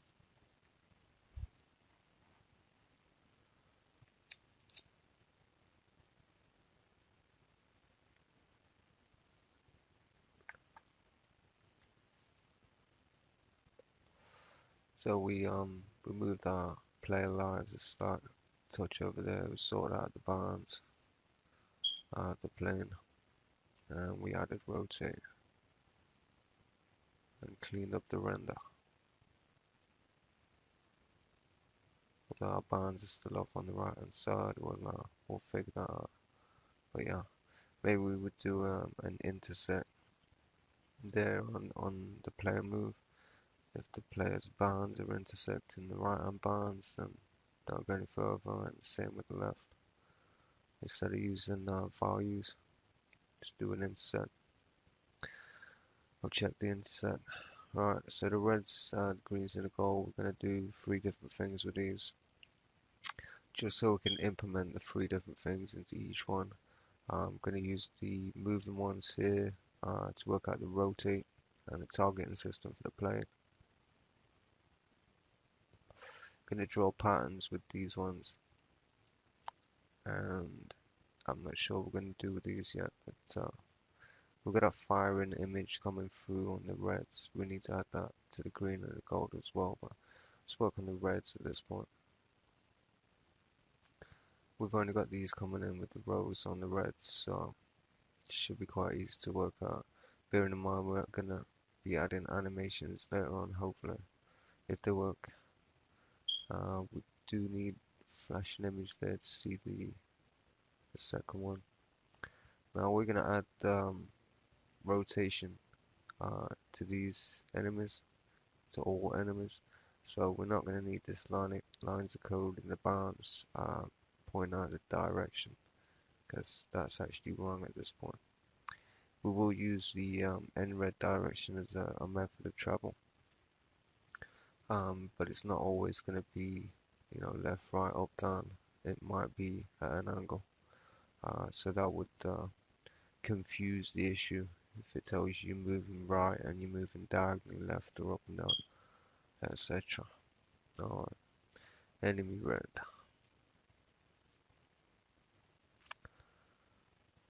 Alright, so we need a current vector on this enemy red, or all enemy reds. And it's best to just put it in the constructor here, but we have it on player. So we can get rid of key inputs, we're finished with that. Player has it here, and we've got it at the top there, but we can create the top, but we just need this. And this current player is assigned, this current vec is assigned to player, and this current vec will be assigned to each of these enemies respectively, because each will have a different X and Y. What else do we need to set in a E rotation? So after the width and height, no, before the width and height. I'm also going to change the way the enemies move. Currently we're just moving the X and the Y, and that's not the same as what we're doing with the player. So need a couple more variables for each of these. So dx, dy, and these are set to 0 to begin with, and reset every time, because we're just going to add the dx and the dy to x and y in the tick, I think it is. But then we need rotation, and this is E rotation for enemy rotation, which each enemy will have a rotation value, so we can make it E rotation, not E red rotation, you know. Alright, I'm going to start creating these in this class, but we do have an enemy superclass that we can just create one current vec and one E rotation out of, instead of having them in each class. So we'll eventually migrate these variables to that class, but at this point we'll just set them up in a we need a vector field, current vector field, dx, dy, and an E rotation. I'm just going to copy these down.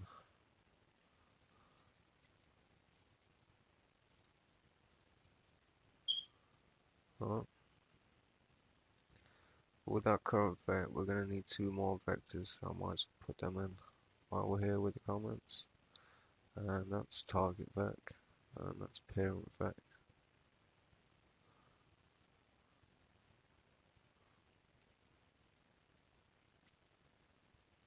Parent vec. Excuse me while I take a drink.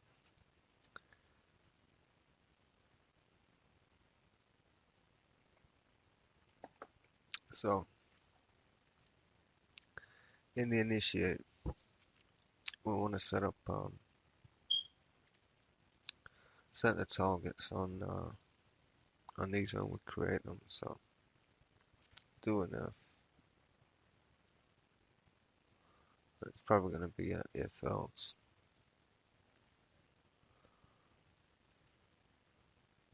And we're looking at if I is greater than 0, i.e. if it's not the first enemy out, then shut up. Then E red. We want to set target. Oops. Target vector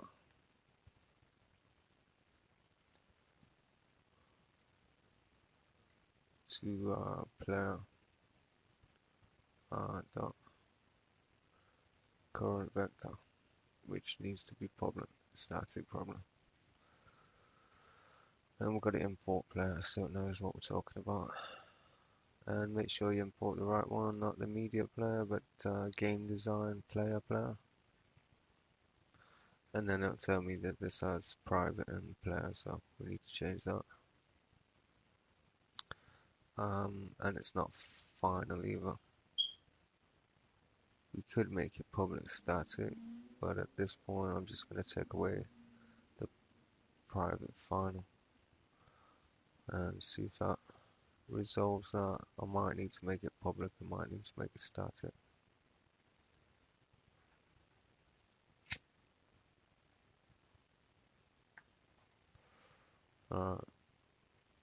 It's not public, can't be accessed out the package, so it needs to be public.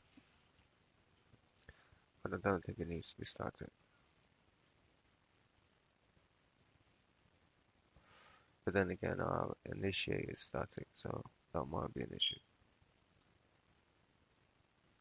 Non-static variable, yeah. So public static on this one. Save. Excuse me. And because this current vector of the player's public static, would probably need the enemy red's public static as well. We don't have a set target vec yet, and we're not set something that's final here. The E rotation.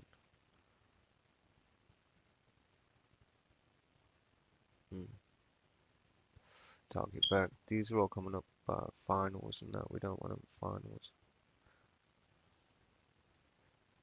Let's get rid of all that. If we need them public, we'll let Netbeans tell us. And that's not going to be final, and neither of these. But yeah, there's our new variables in enemy red.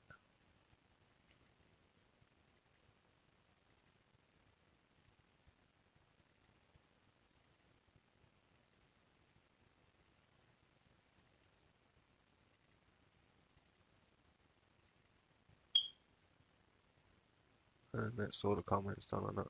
If I've got a class that's already got comments, then I'll just copy them down and try and keep them up to date. But the player class, we need to really go in and do a whole new set of comments for that.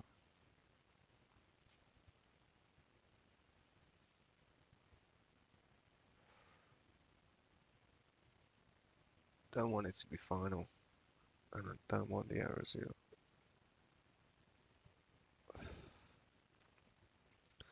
These eventually will be moved to enemy superclass anyway, so we won't need to worry about these too much here on.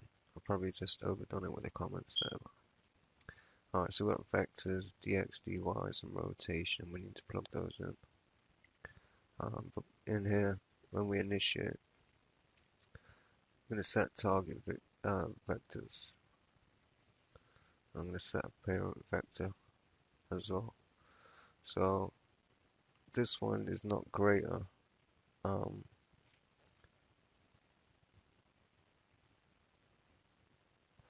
0 on the I, so it's the first one out. And I'm going to set that to enemy goal list, which we created in enemy. And I'm just going to grab a third one, if there is. So just get to dot current vec, and that'll give me an error because we've not created the current vec in the goal yet. But we're setting the target of 0 enemy red to target one of the goals. And the reason I'm going to do that is just so we can see the target system in one. Don't always want to target the player. You might want to move to a different enemy. Obviously you won't want to fire at a different enemy, but we'll see. But along with setting the target vec, we want to set a parent vec as well. To all the ones greater than 0. So I need another module called set parent vec. And that's going to be set to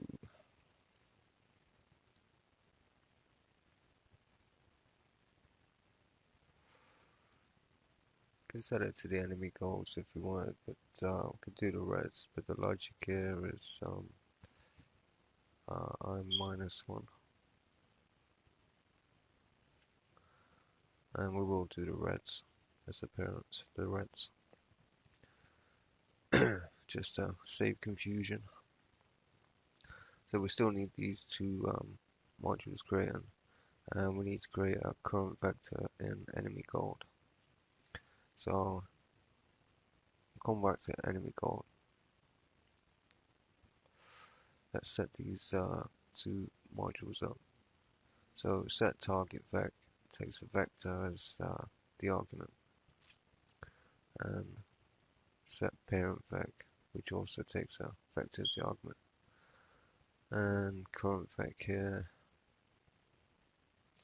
it's not going to know what it is if I get Netbeans to put it in, so we'll figure that in a minute.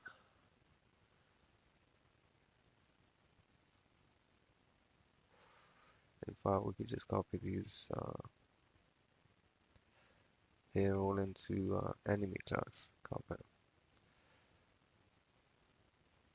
and start using them straight away from in here, because all the enemy classes have access to these variables.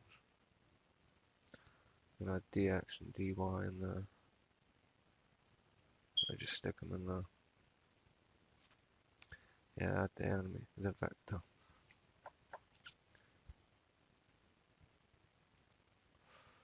Change these to enemy.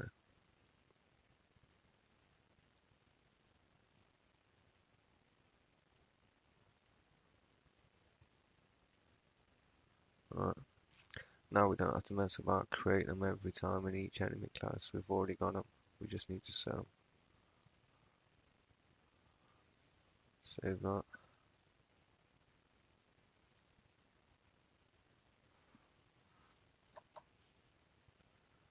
And now we've got a current vector in enemy gold as well.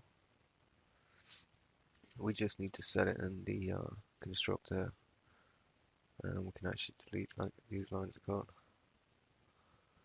We'll keep the images in there because they'll change to animation later, and we'll probably have the animation in there. And so the logic is create a new red item, add it to the list. If it's greater than 0, set a target vector to the player, set a parent vector to the one before this item, this element. If it is 0, then set a target vector to a gold, number 2. We've got to make sure there is at least 3 values in the enemy gold list for that to work, but we'll figure that out.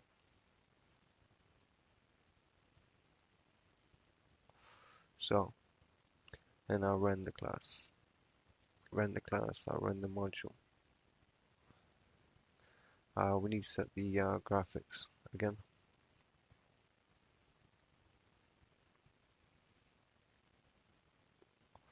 Create a new affine transform, the current transform.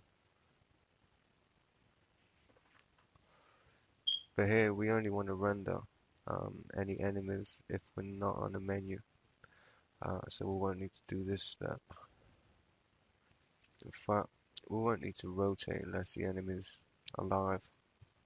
So we can put it in there as well. Okay. Because if the menu is not null, we're not rendering anything. We're not using the G or the G2D even. And this is not player anymore. This is enemy red.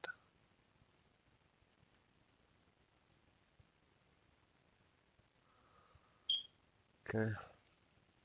Now I need to copy this down to users instead of the G2D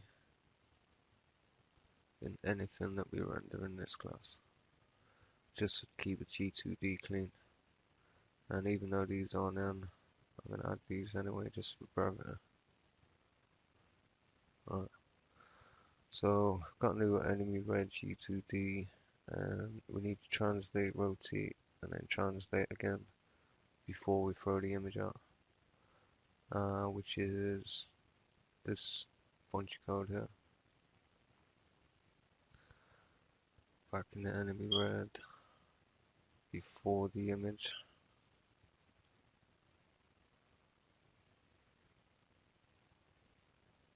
And again, this is G2D enemy red. And these values need changing. So we're working with enemy red 1 or ER1. So this needs to be exactly the same formula, but it's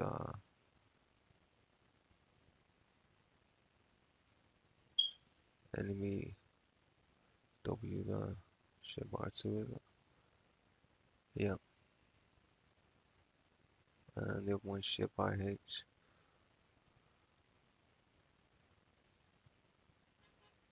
Don't know, yeah. Oops, that's supposed to be a dot and then a H. Alright. So it's the X of the enemy and the width of the enemy we're working with, and the height and the Y. It's not P angle, it is E rotation. Copy, and that should be 0.0. So it's a double. Should be a double.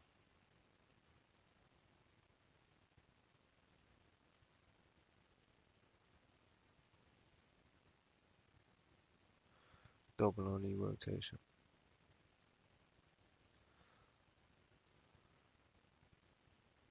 Oh, yeah, figure it out.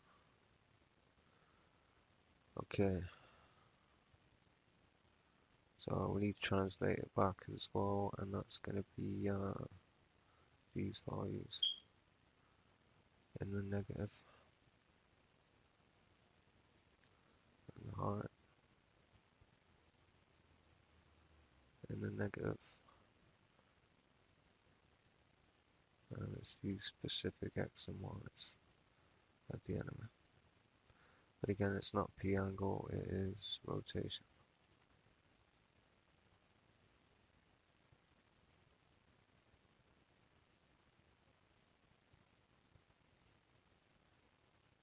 Who's referencing it from a static context? I am, by putting it in there. Needs to be the specific rotation of that enemy. So we can get rid of that error there. But each enemy will have a rotation. It'll be different from each other. And we need to reset it at the bottom every time as well. Where are we resetting?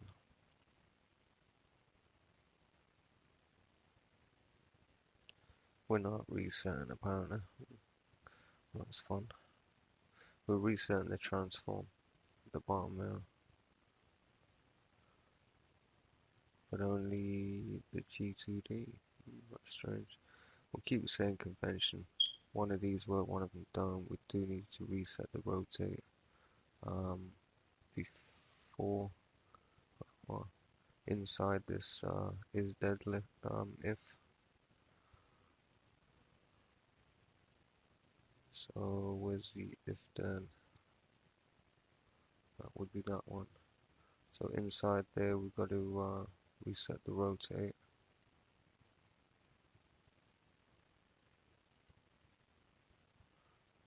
But only if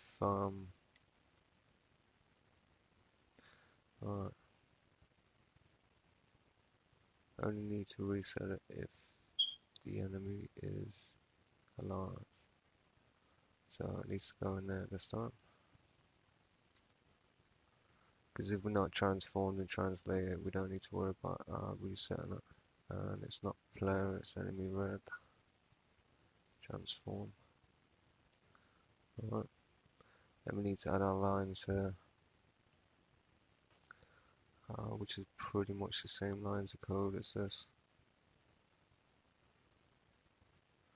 Although different values, obviously. Enemy red. Show bands. Yeah. And we can put it in before all this stuff just to save confusion.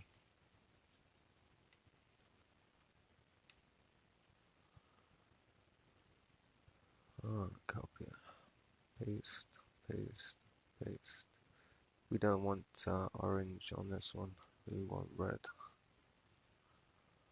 And it's not p width for any of the x's and y's. It's the specific x and y's.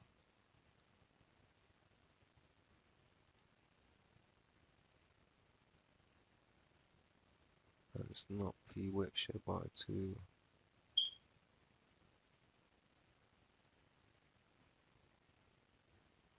It's pw. I mean er1.w. That's the width.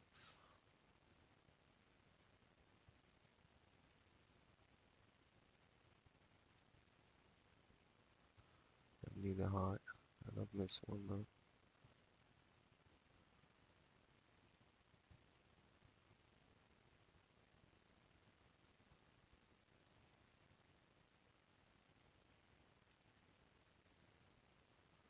And need to add the er1. The y and the x and the y. Alright, in theory that should be exactly the same look as we have on the plane, but I think we can take a look at that now. Got no errors.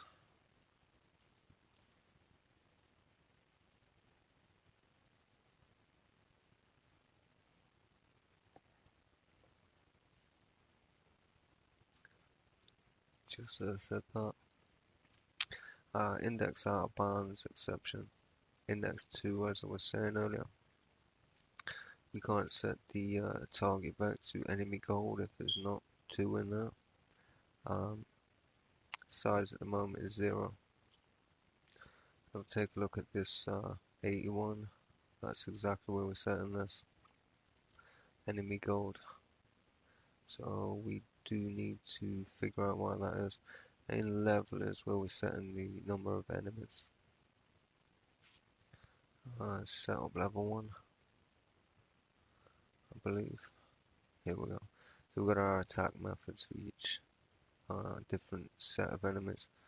We've only got a 3 there. Why is that?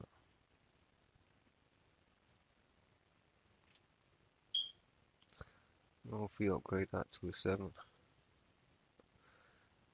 In theory that should solve our problem, but with a 3 that should have been right already, unless it's using the values there. I don't see why now. We'll check out enemy gold if this doesn't work, but we're setting enemy gold in theory to 7 at this point. It was at 3. Alright, we need to check this out. Can't set it to there's no current vector. Let's have a look at enemy gold.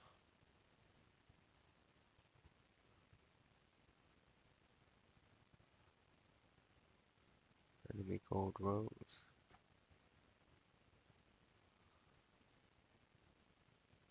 Add to enemy gold.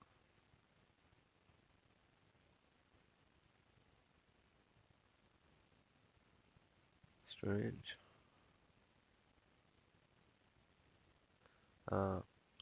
No, enemy class. We probably commented it out. Got a couple of lists here. I'm just wondering if we set them up. We're initiating, rendering, and ticking.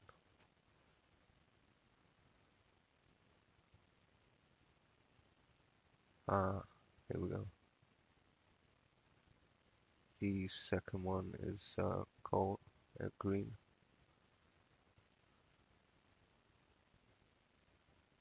And the third is gold.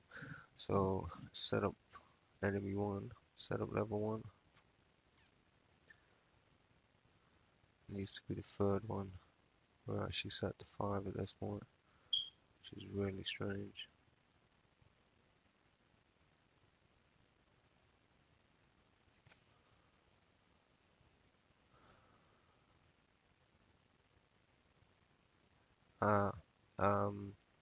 Order of magnitude. Order of magnitude. Okay. Set number of enemies. We're setting 8 red ones. We're telling one of those 8 red ones to go on to use one of the gold ones. But the gold ones haven't been created yet. So the red ones are coming up with errors. You change the order of magnitude on the set number of enemies class. No, the initiate. So in our initiating, we're doing things in this order. We're creating an enemy, initiating the enemy, and then it's an enemy that is from. So enemy initiate, and we get there. See, I know it's the error now. Initiating the reds, then the greens, then the golds. So you can't have a parent on the gold list unless actually one exists. And if we're going to use the green and the reds or the golds anyway, they have to go before that as well. But the order of magnitude is important. You can't have an enemy red with a parent of enemy gold that doesn't exist yet. You can't create it afterwards. It needs to exist. So try that. The render and stuff might need the same consideration.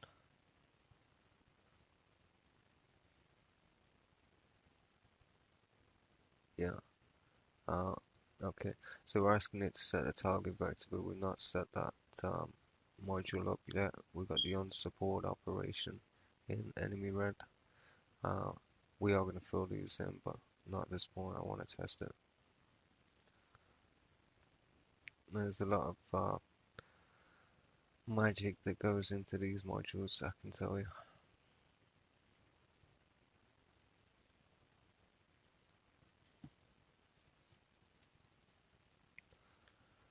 Yeah, quite a bit high level maths on these ones, determining vectors.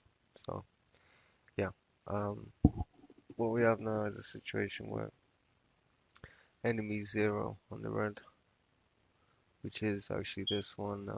The text for these is above. So that one's 7, that one's 6. This is enemy 0. This has a parent to one of the golds, which would be 2.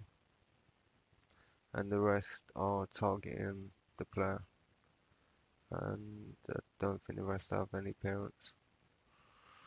As far as vectors go, don't need these classes today. Get all, clear all classes, modules.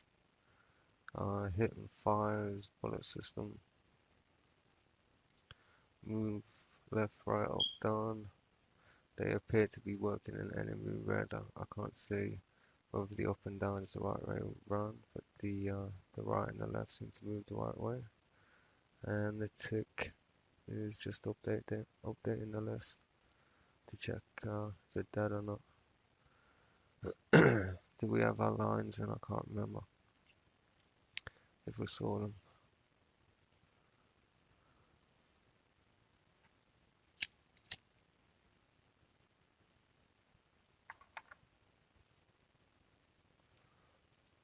So we do have our 2 red lines, and if they were spread slightly further apart, then we'd be able to see them. And I think I'm going to do that now. The red line seems to be facing in the wrong direction though. This one wants to indicate our north, but this line here should be indicating the south because that's the direction, as you can tell by the fire image, that they're facing. So we do need to pull that line down. Same number is extra of the width. We need to add that to this end instead of the other end. That's simple enough. So we're drawing a line from the x0 of the enemy halfway along its width. So this will be the vertical, I believe. We're starting on y minus 12. And we're going to y 64. And I think we should swap those round or take away the 0 there and add the 12 to the other end. This one is x, y, half of y. This is the vertical. This one works fine. It's across the center. It's just this one here. I think we need to take the minus 12 off here and add it to here. So I would take that from there. Adding 12 to this to make that 76. And that should have solved that problem, but because they're still spaced out wrong or not far enough on the space, we need to sort that as well. We have to give them an indication of how much space they're allowed between each other. We don't want enemy collisions. Unless one of the enemies is dying, that might be interesting. But yeah, now we have our south pointing marker to indicate these are pointing in the right direction. So when we start rotating these, we'll know what direction they're pointing. At the very least, whether we get the angles right is another thing. But separation, the bands are intersecting, and that's not good. So either y space 0 or y space 1 needs changing, and they are set in the initiate of enemy, I believe. No, in the setup of enemy. Alright, so we have our x values, here's our y's, and we've only got a y space of 5 on that one, which seems to be the distance between the two. So if I make that 15, and if that's wrong, we'll come back and change it back and change the other value.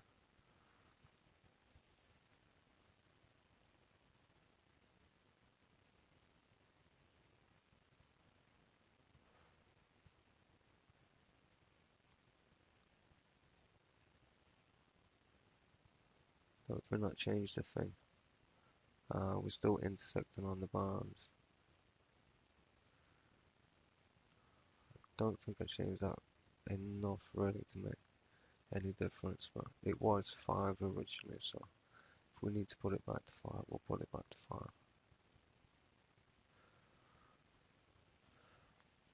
I think this is the original starting point now. Or is this the gap between the two? Let's figure it out. But the gap between the two is not changed, that's still the same, so I'm going to leave that as a 5. And make that a 68. Just add 10 pixels between each one. Hopefully. If we got the right value this time. Still game design for one game.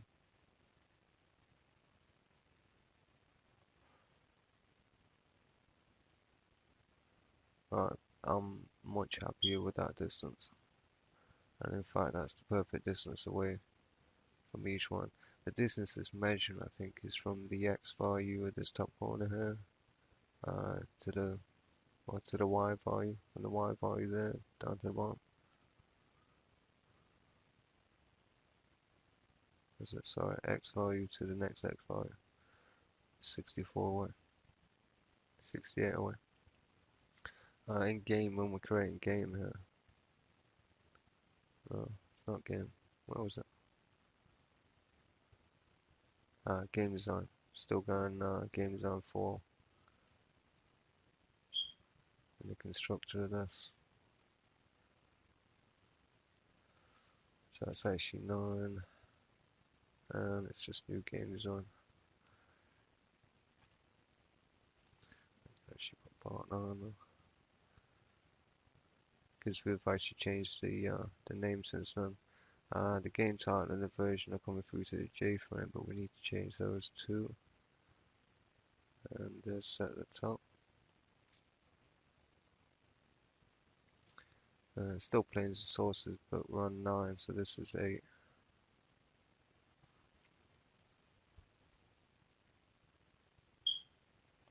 Save that out back into enemy reds. Right, so we need to set these targets and parents up.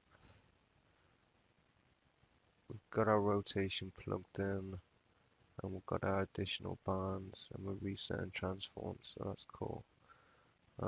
Set target vec.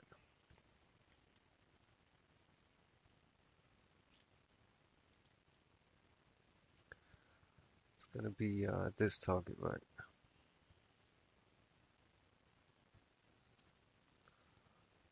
Equals, this should be target, right?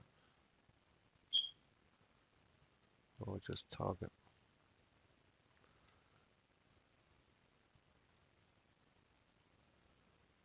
And that'll set this enemy red to target whatever vector we tell it to. Whether that's another player or another enemy, it will target that vector. Because the parent vector is going to be very similar. Just going to put that in there, change this to parent, change that to parent,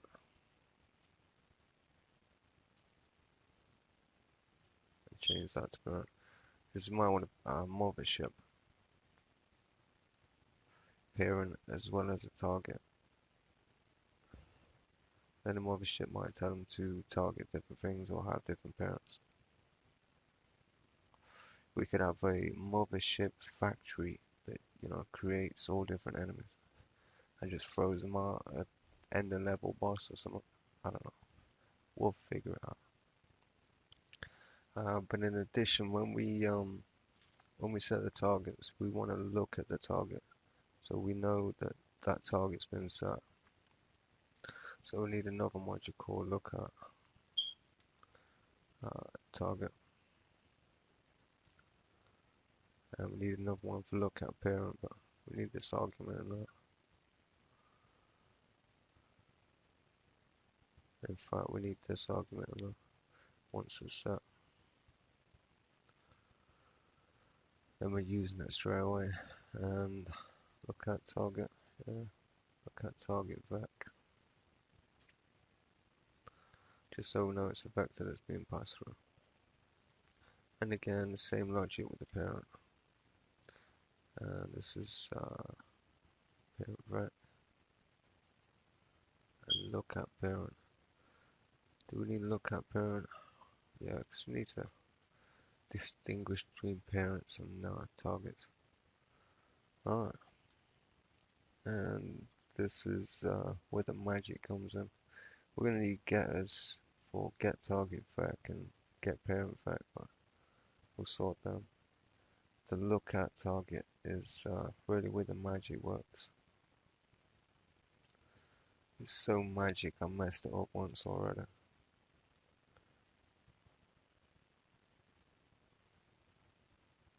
And it looks like I'm still using some of the messed up code.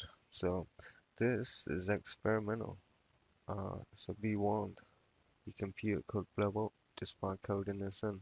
No, I'm joking, but it might not work, so bear that in mind. Need another couple for look at target vec and look at parent vec.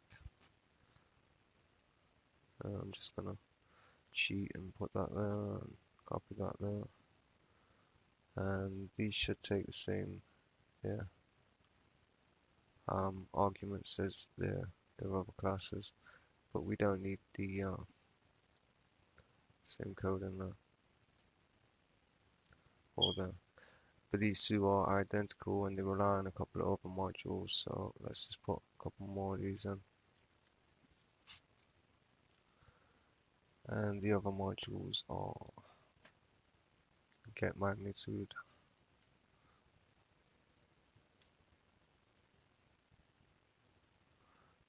the length of the vector, so it's just any vec, and what was the other one, get angle I think, and get angle of the vector, same deal, and again that's just a vec.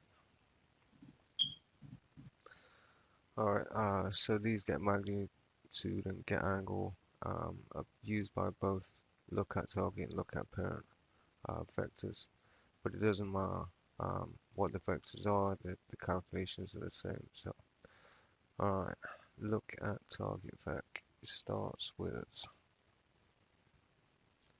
need to create a double for the distance.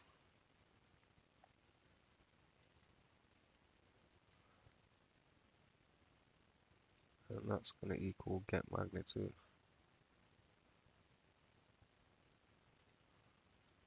of the target,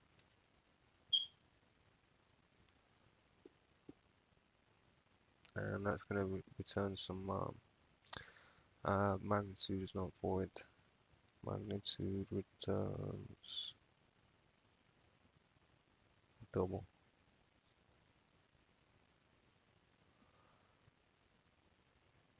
And so does angle. So we need return statements in there.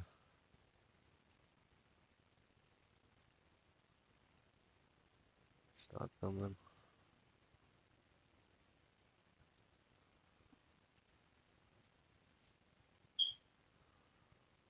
So get angle, get magnitude. We're using get magnitude for the distance.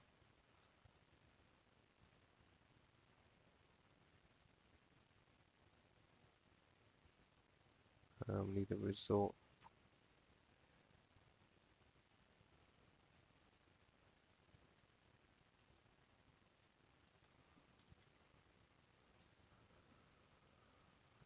Result. Should also needs to be set with just 0, 0.0. And then we need the angle, which is identical to that.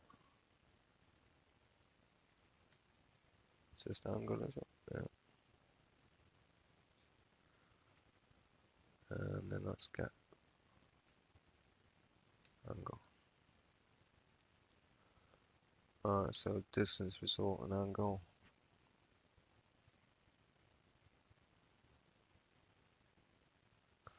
And we need to say pop ifs in there. That's if else.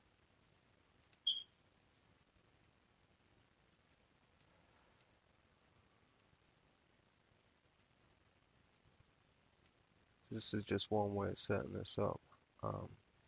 Sure there are many other ways, I'm sure there are better ways of doing it, but I'll just go with this current vec. X is less than target X. Then we need this again over if else inside here for the Y.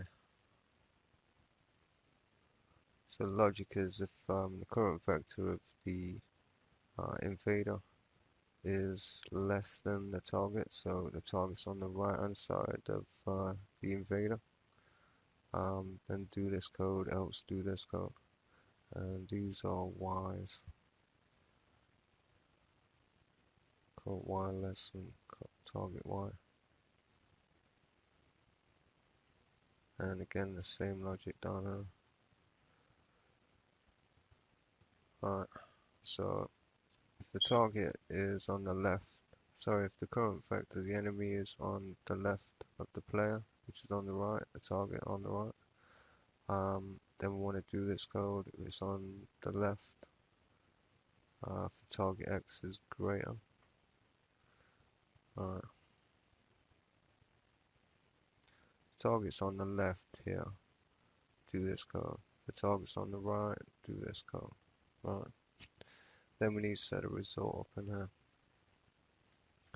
So the result for the first quarter, which is the current enemy's X is less than the target, so the target's on this side, but the current enemy Y is less than the target, so the ship is, the plane is up here and the invader's down here. We want to get the result to equal this value, which I only figured out yesterday and it might still not work, but 270 plus the angle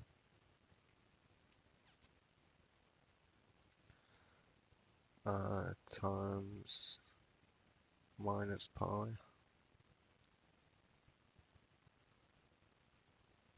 shared by minus distance over 360. I don't know the logic of that code, but that seems to work for the top corner when the target is in position with the right x and the right y, or the x and the y being greater than the current vector. So it's further to the right and it's higher up on the screen. Then change the result to that. And just to show you how that works, we then at the bottom after the F have to set this dot E rotation to equal the result. Now that would work on that corner at this point if we fix the get magnitude and the get angle. At the moment they're both returning 0, so I can't show you that maths at this point. But instead of putting all 4 in and then plugging those in, it's probably best to do the get magnitude and the get angle now, and then just check that value out, see how well that works. But will only work when the target's in a certain position in relation to the current vector. I do believe look at parent is going to need an identical code here, but with the parent plugged in. So get angle is the easiest one.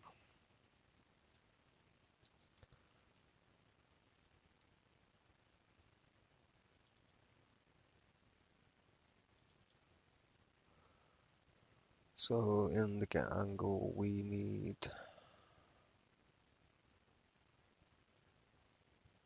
a very simple piece of code, just a return statement here.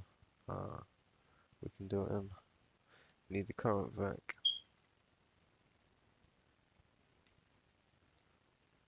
And is it this current vec? Yeah, better put this in. This current vec. Angle target vec.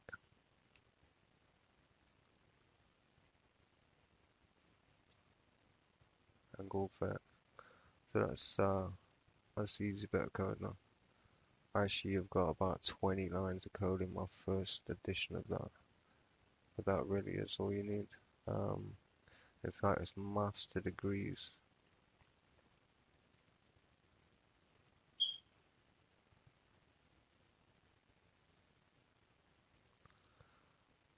And then that argument.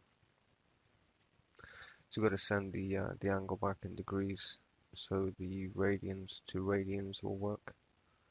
But we only are interested in this current vec in relation to the vector sent through as the argument.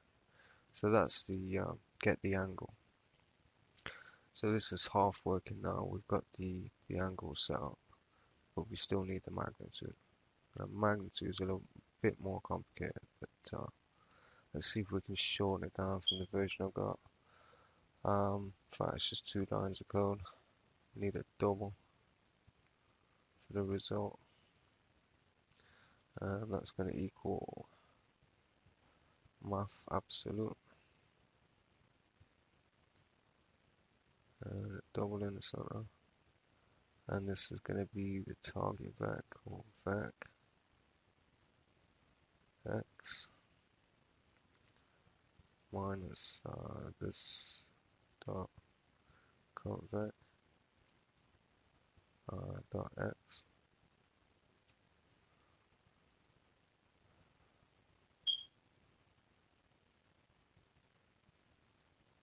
plus the same for the y. Again, maths absolute.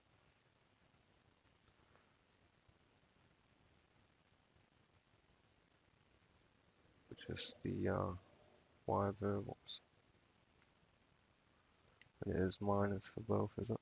No. Where am I? Yep. So the target vector is x minus the current vector is x plus target vector y minus current vector y. absolute values for each one. Okay, and that appears to be the result. So we don't actually need a variable called result. We just need to throw that out as a line of code in the return. There we go. And that's shortened up. So you can check my maths on this. That's definitely saying whatever to degrees. The angle is being calculated by vector maths itself. It's got its own module for that. So we'll take that as gospel. But this is some basic maths I've learned offline, I think, and probably somebody else's code. So if that's your code out there, great fucking code. But yeah, there's a get magnitude, there's a get angle. We can now start working on the rest of these angles because we're gonna set a lookout target. So as soon as it starts, if the plane's in the right angle, then we should see this rotation. But before we do that, we need to update that set parent, leaving the tick, and a few other things in tick here as well. Tick.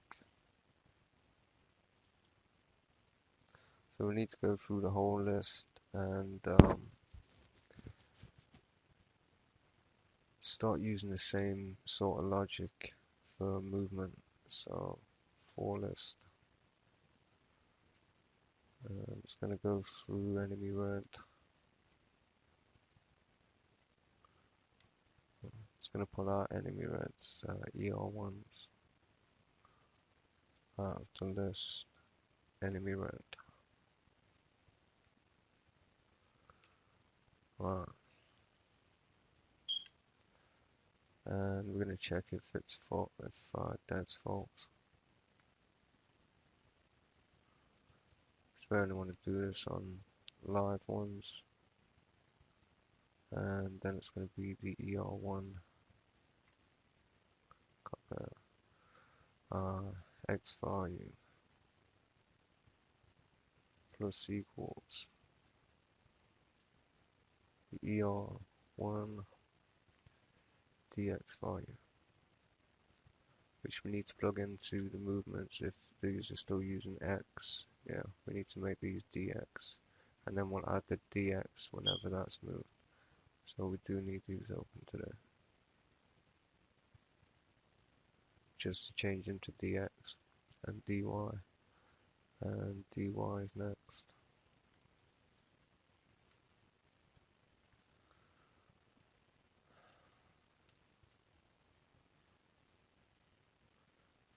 And from now we're still going to need the is dead.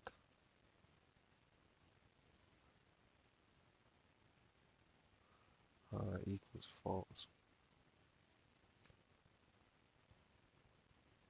So check for that. The plus equals dx dy is applicable to current vector. So current vector.x, current vector.y equals the same. Just to keep these x and y's up to date with these x and y's. Then we need to reset the dx and y's after we've used them. That's dx, that's dy, these are dx, dy's, and these are equal to 0 at that point. Because we've used the values, now we want some more before we plug any more in. That's the logic there. We also need to set the rotation to 0. That's E rotation. That's actually 0.0 on these doubles, I believe. And then we do the if else. to constantly update the target. Now this is testing code, so we will move this out and put it somewhere else, but this is just so the targeting system updates every tick on every enemy. Again, the logic is the ID.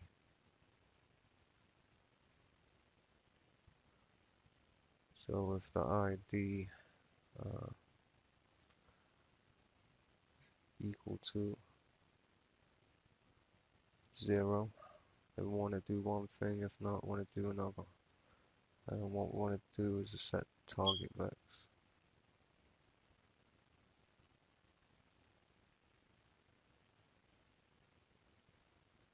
Set target vector. And the target we're looking for here on the first one is an enemy gold. We could give it an enemy green, but they're not set up yet, so enemy gold. Get 0, the first one. We can make it the last one, where to go.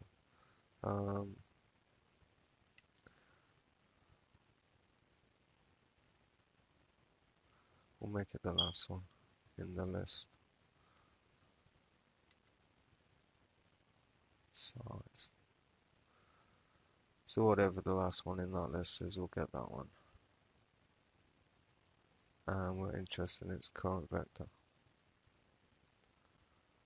So set target to the last enemy gold in the list. That's current vector is the target. Otherwise, if the ID is greater than 0, we just want to set it to the player.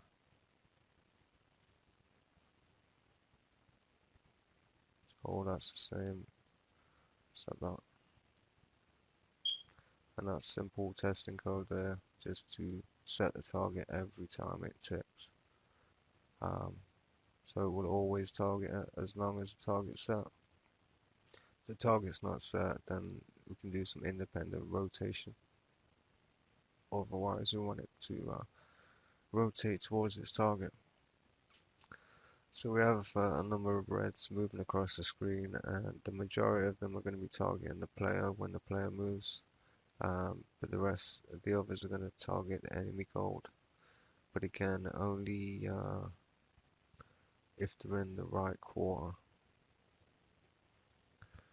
I've lost where I was. Look at target. Only if they're in this quarter at this point. So let's test that now.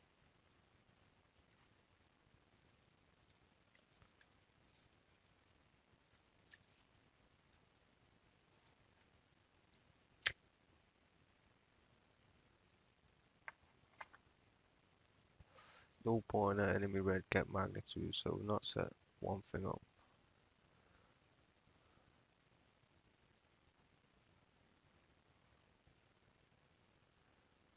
The vector of the X and Y on one of these. The golds don't have a vector set at this point.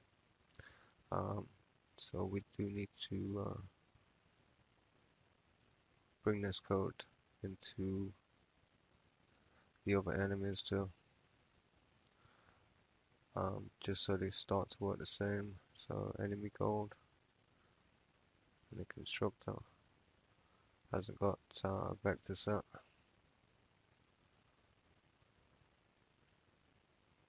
And now it has. So it's got a DX and a rotation, but they're not updating on the enemy gold, and we don't need them to update because they're not moving at the moment. But we now have a current vector on this enemy gold, or all enemy gold set to X and Y, whatever the X and Y is, and a rotation at DX and DY. Let's try again.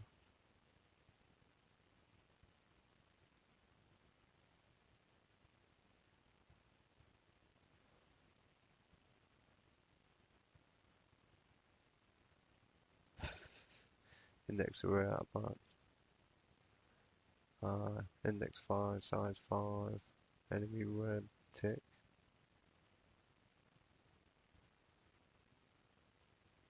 Size -1.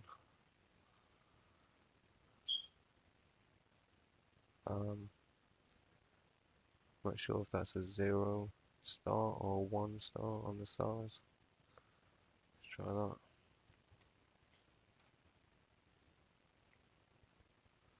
Got all the way to almost starting.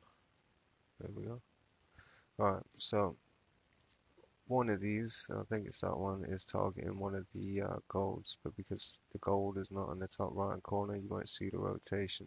But the rest are targeting the plane, so if I find the right quarter, it's not X less than, it's X greater than. There we go. And we've got one enemy red target. I got them all.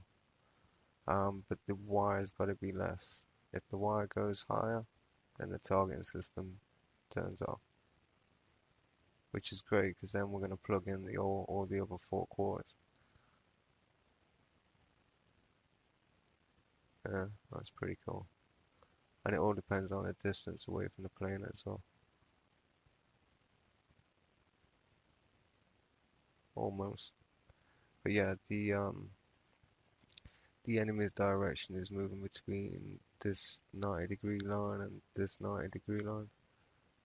As long as it's in the lower quarter and the X is greater, we've got a quarter of a tracking system, which will be used to fire bullets at the plane. Yeah, that's pretty cool. But our angles are working pretty cool as well. And the distance is calculating almost correctly. I think my angle is a little greater at certain points than it should be, but we'll figure that out. It's almost on target. If we time the bullets right, we'll be alright. But yeah, that's a quarter of the targeting system that I've been working on for the last few days. Now implemented, and all we need to do to finish the rest off, he says, is plug in the other values. We don't need these anymore.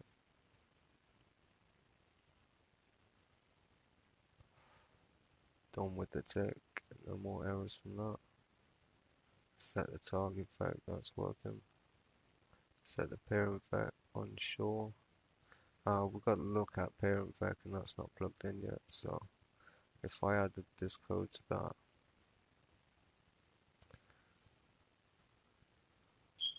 it still wouldn't work because the parent target is on the wrong side.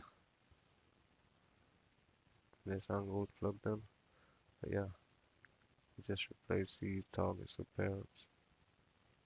They're all vectors, so they all have the same values.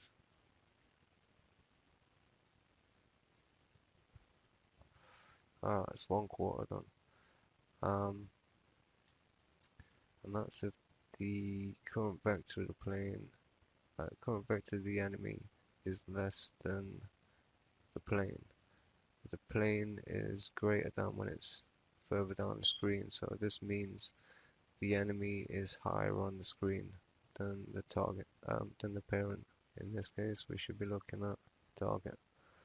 Yeah, so the invader is higher on the screen than the plane, and its X is less than. Yeah, so the plane's on the right hand side at the bottom. Alright, we're going to do the right hand side at the top, or the other bottom. Do the other bottom. Grab this code here, save as typing out again, and just change the values to what these should be, and these should be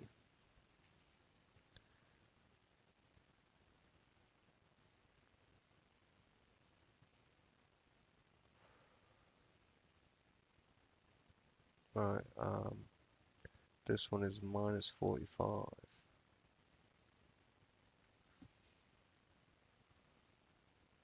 That's plus the minus angle. Positive pi. Minus distance. And that should be the second one plugged in.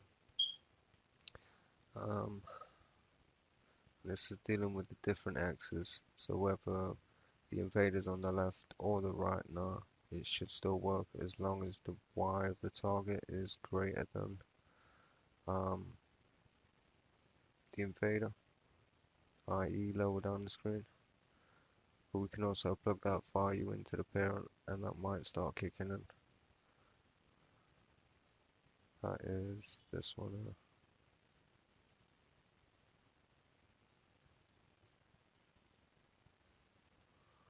Alright, check that out.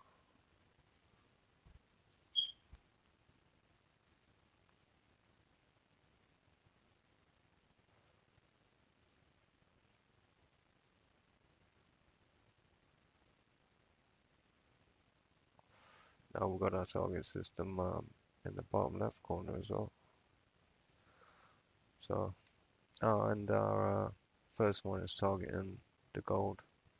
Number 3, I think, could be 2. But if we move this plane around, he says, our targeting system is slightly slower on this side. I'm not sure why. I think I plugged in the wrong values.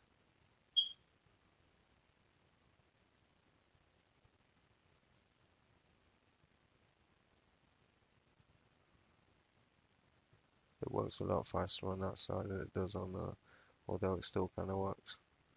We're still getting that range of 90 degrees almost. It's from 45 there to 45 there it starts. If I just wait there, that's where it flips.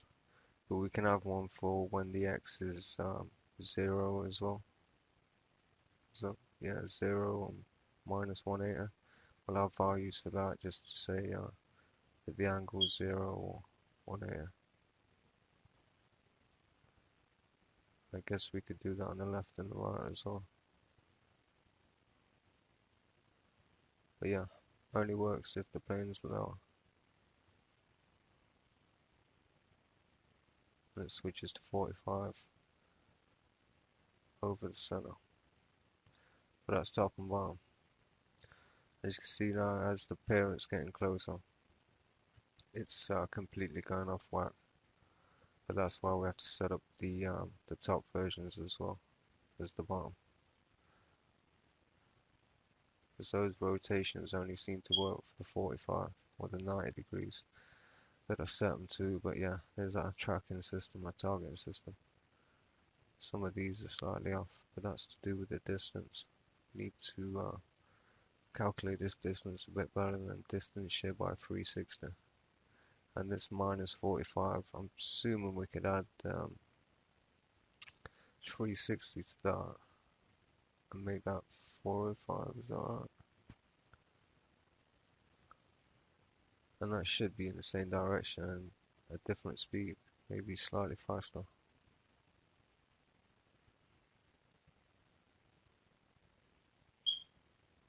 But yeah, you really do got to play around with these values, and it's definitely a good idea to do one at a time. So this is 405. Yeah, so I've increased that, and it's still going slow on this side. And I'm not sure why that is. But yeah, target system is pretty good. Depending on the distance you are away from the invader, it gets it right. If I plug all 4 in, you should see the accuracy on it. It's about probably 50%, but you need the player. You don't want the player getting shot at directly every time. You do want a few shots across the bow, as it were. Alright, so there's a targeting system for bottom left, bottom right. Again, dragging these values in.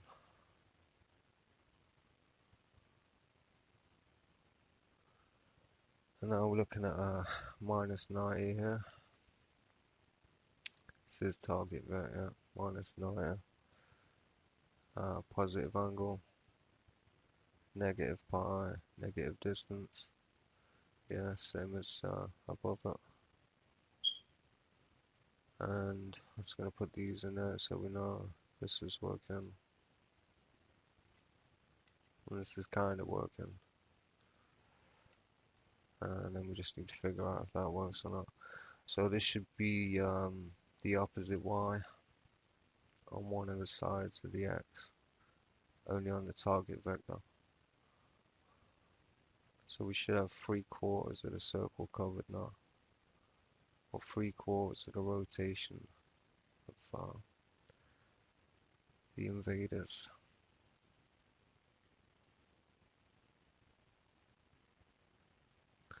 So we still got our bottom versions.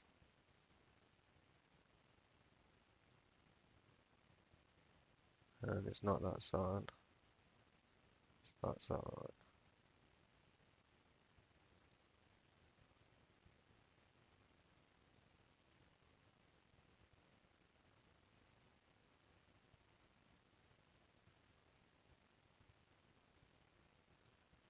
You really can't see the effect of it until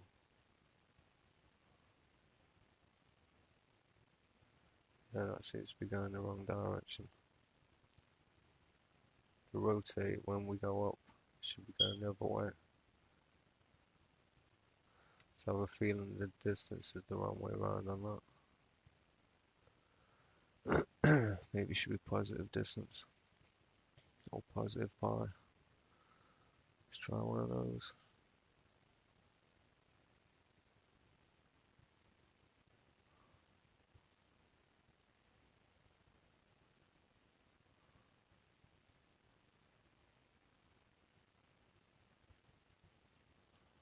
Alright, so the bottom one's the south.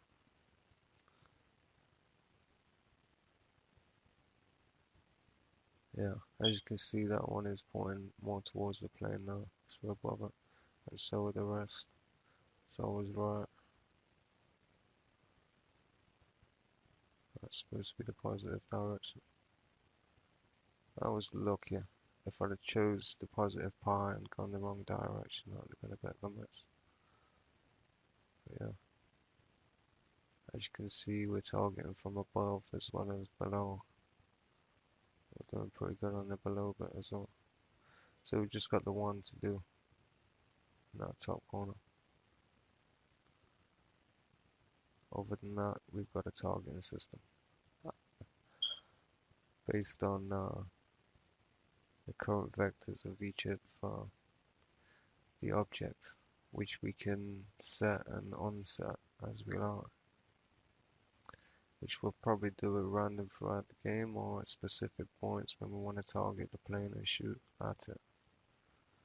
But we're going to have to give the plane a bit of a head start and maybe say 5 behind the X of where it was. That way the plane will accidentally move into the bullets by dodging other bullets. And that's fair play.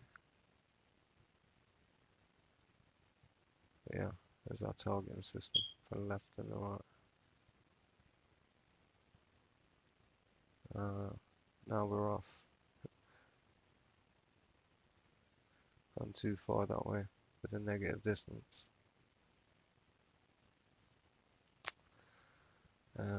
Great.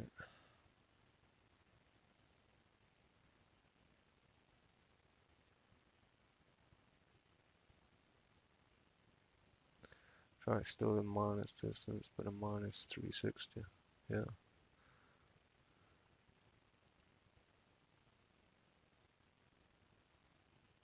It should be a positive. Two minuses make a positive.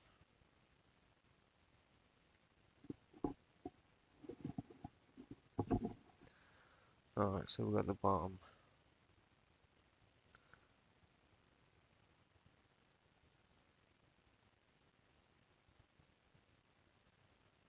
That seems to be working alright, but does it depend on our distance? These are targeting the top corner at the moment. This one's targeting the bottom corner. As with that one is targeting its parent. And the reason you might want to target a parent is not to shoot at it, but to move to it in that direction. But again, that's off, so I need to change that. In fact, we've not done the top corner one yet, so that will change. But these we're looking at here, And they've gone a little too far based on this distance.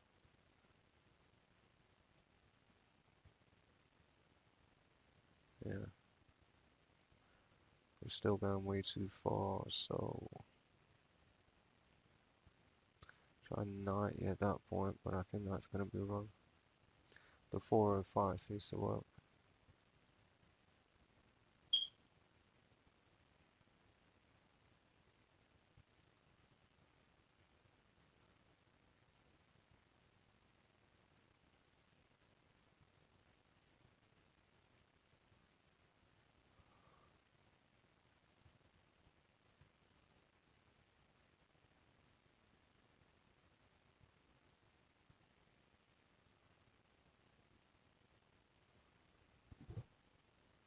That's pointing the wrong direction now, isn't it? Yeah, totally opposite the way it's supposed to be. Alright, we'll keep those values and we'll keep working. Undo that twice. Is it 3 times? Yeah, we'll leave that value in for now. And that is a minus pi and a minus distance. -9. But we're covering all four, so we only have to get, what is it? 90 degrees correct on each one, or almost. Which, I mean, it is almost on that side. It's more defined on that side.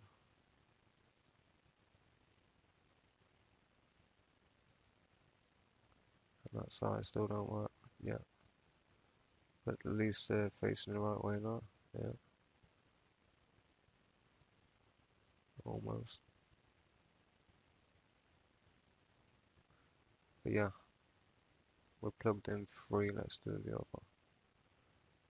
This 4th one. And that flipping back to that 0 rotation there will happen when you remove the target as well. So that's a good effect. Keeping those 3 in. Do the final one, which is a -270. Copy that. Say that's working. But give these two a question mark. Because they really could do with being better than they are. Alright, so this is -270. Positive angle minus pi minus distance. That's that. Maybe a positive distance, same as this, but we'll see. Alright, let me turn that on.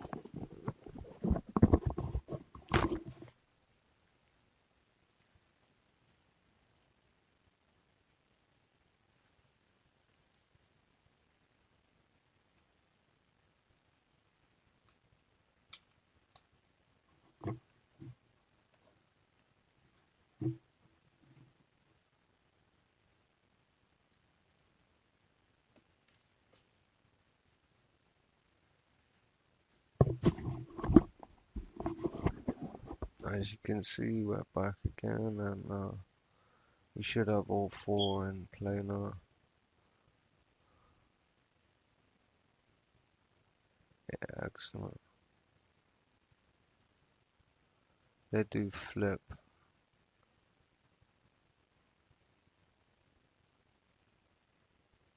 And that last one is completely off. Depends on the distance really, and I think the distance should be negative or positive on that final one, like it is there.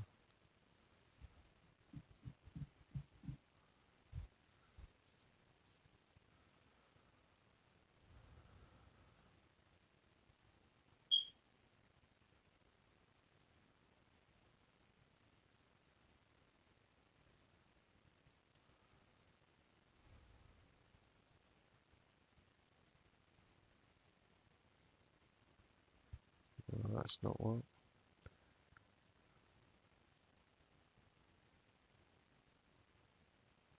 But as you can see, we've got some sort of tracking system on the target. But they're heading in the wrong direction now. They might move in the right direction. Yeah, they do.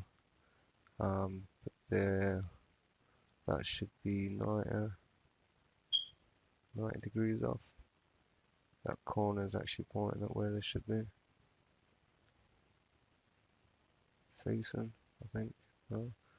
No, 180. They're 180 off. Do the minus 360, see if that works.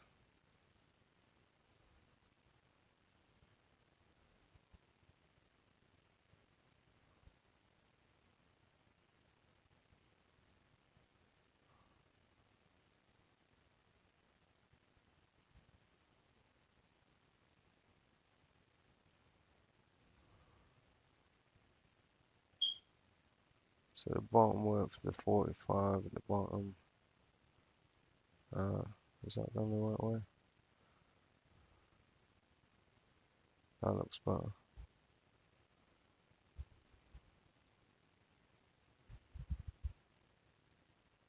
As you can see, we're starting on the wrong value on one of those, but that is a good tracking system, I believe.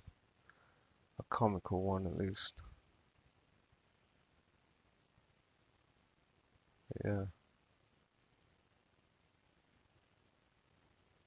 We just need to do the if statements for the x's.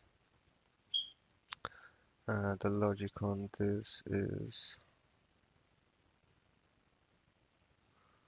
same as this.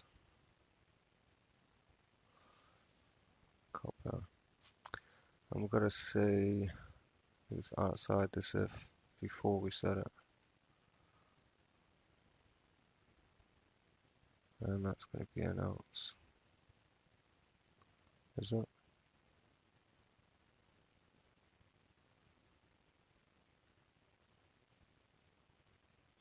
No, there's no else on the first one. Just an if. So if the current vector is equal to target vector's x, then it's either directly above it or directly below it. We want to do something for those values. Copy that. And depending on so if the current vector's y is less than the target vector's y, the result should be 0. So that means it's below it. Otherwise it should be minus 180. That means it should flip when the target's above and below to one of these values. Now whether we've gotten the right way around or not, it's another thing. You know me with maths, I always get the wrong operator.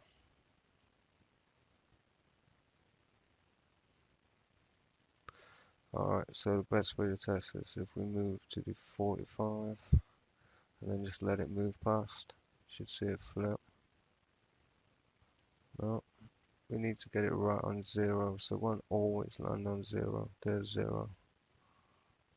Let's do that again.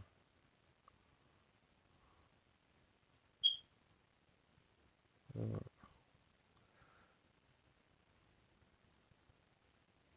because we're not moving the enemies with 1 every time. There's 0. Alright, so if we put it above those 3, there's 4. Do the check again.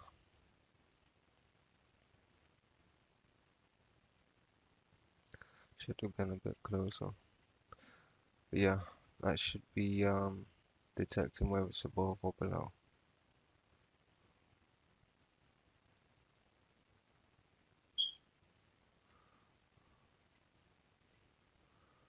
See that again, in case you messed up.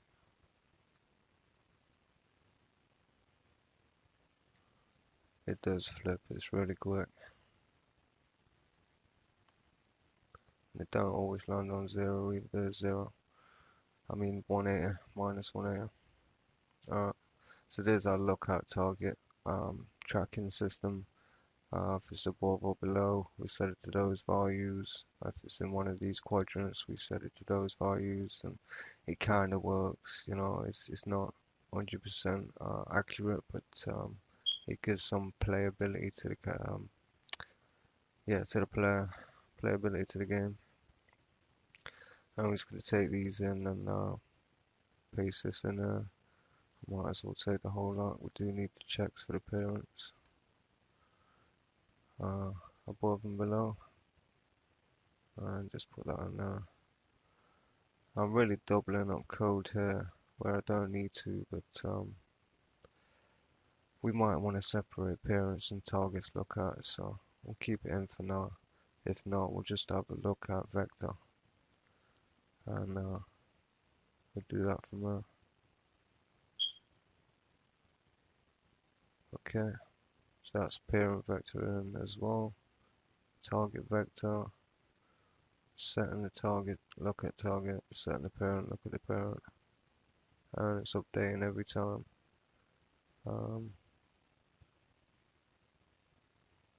In the tick. Now I'm not sure we want it updating every time in a tick. We might only want it updating every so often, but that's where we would change that. And we're going to take a 5-minute break and then come back and do some patterns with the greens.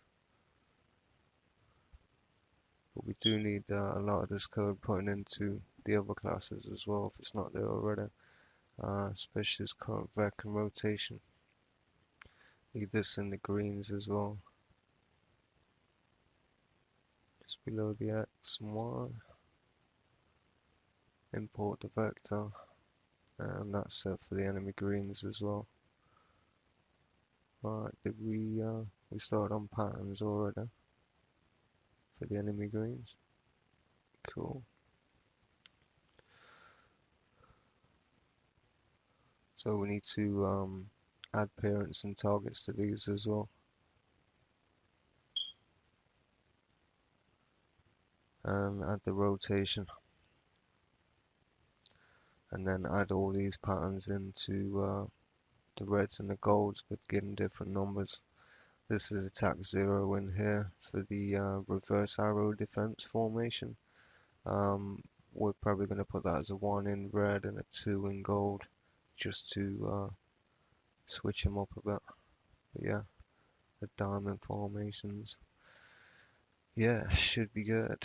So in level is it? So level 1. Let's give these a few more. Oh, excuse me. I think the 7 was the reverse arrow, wasn't it? Reverse arrow defense. Oh, 3 at the front. Then an arrow behind, facing north.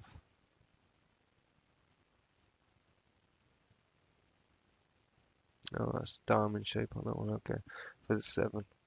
I know there's a reverse diamond and a reverse arrow defense in there somewhere, but we'll figure it out. So there's one pattern that each of these can employ with the targeting system on the greens and the golds as well, and the fire and the bullets as well. That should be quite an interesting game to play. Whether it's going to be playable, I don't know, but yeah, we've made some progress today. Like I said, I'm going to take a break and I'll be back on this, but looking at targeting systems for these and the pattern systems for these on the next part.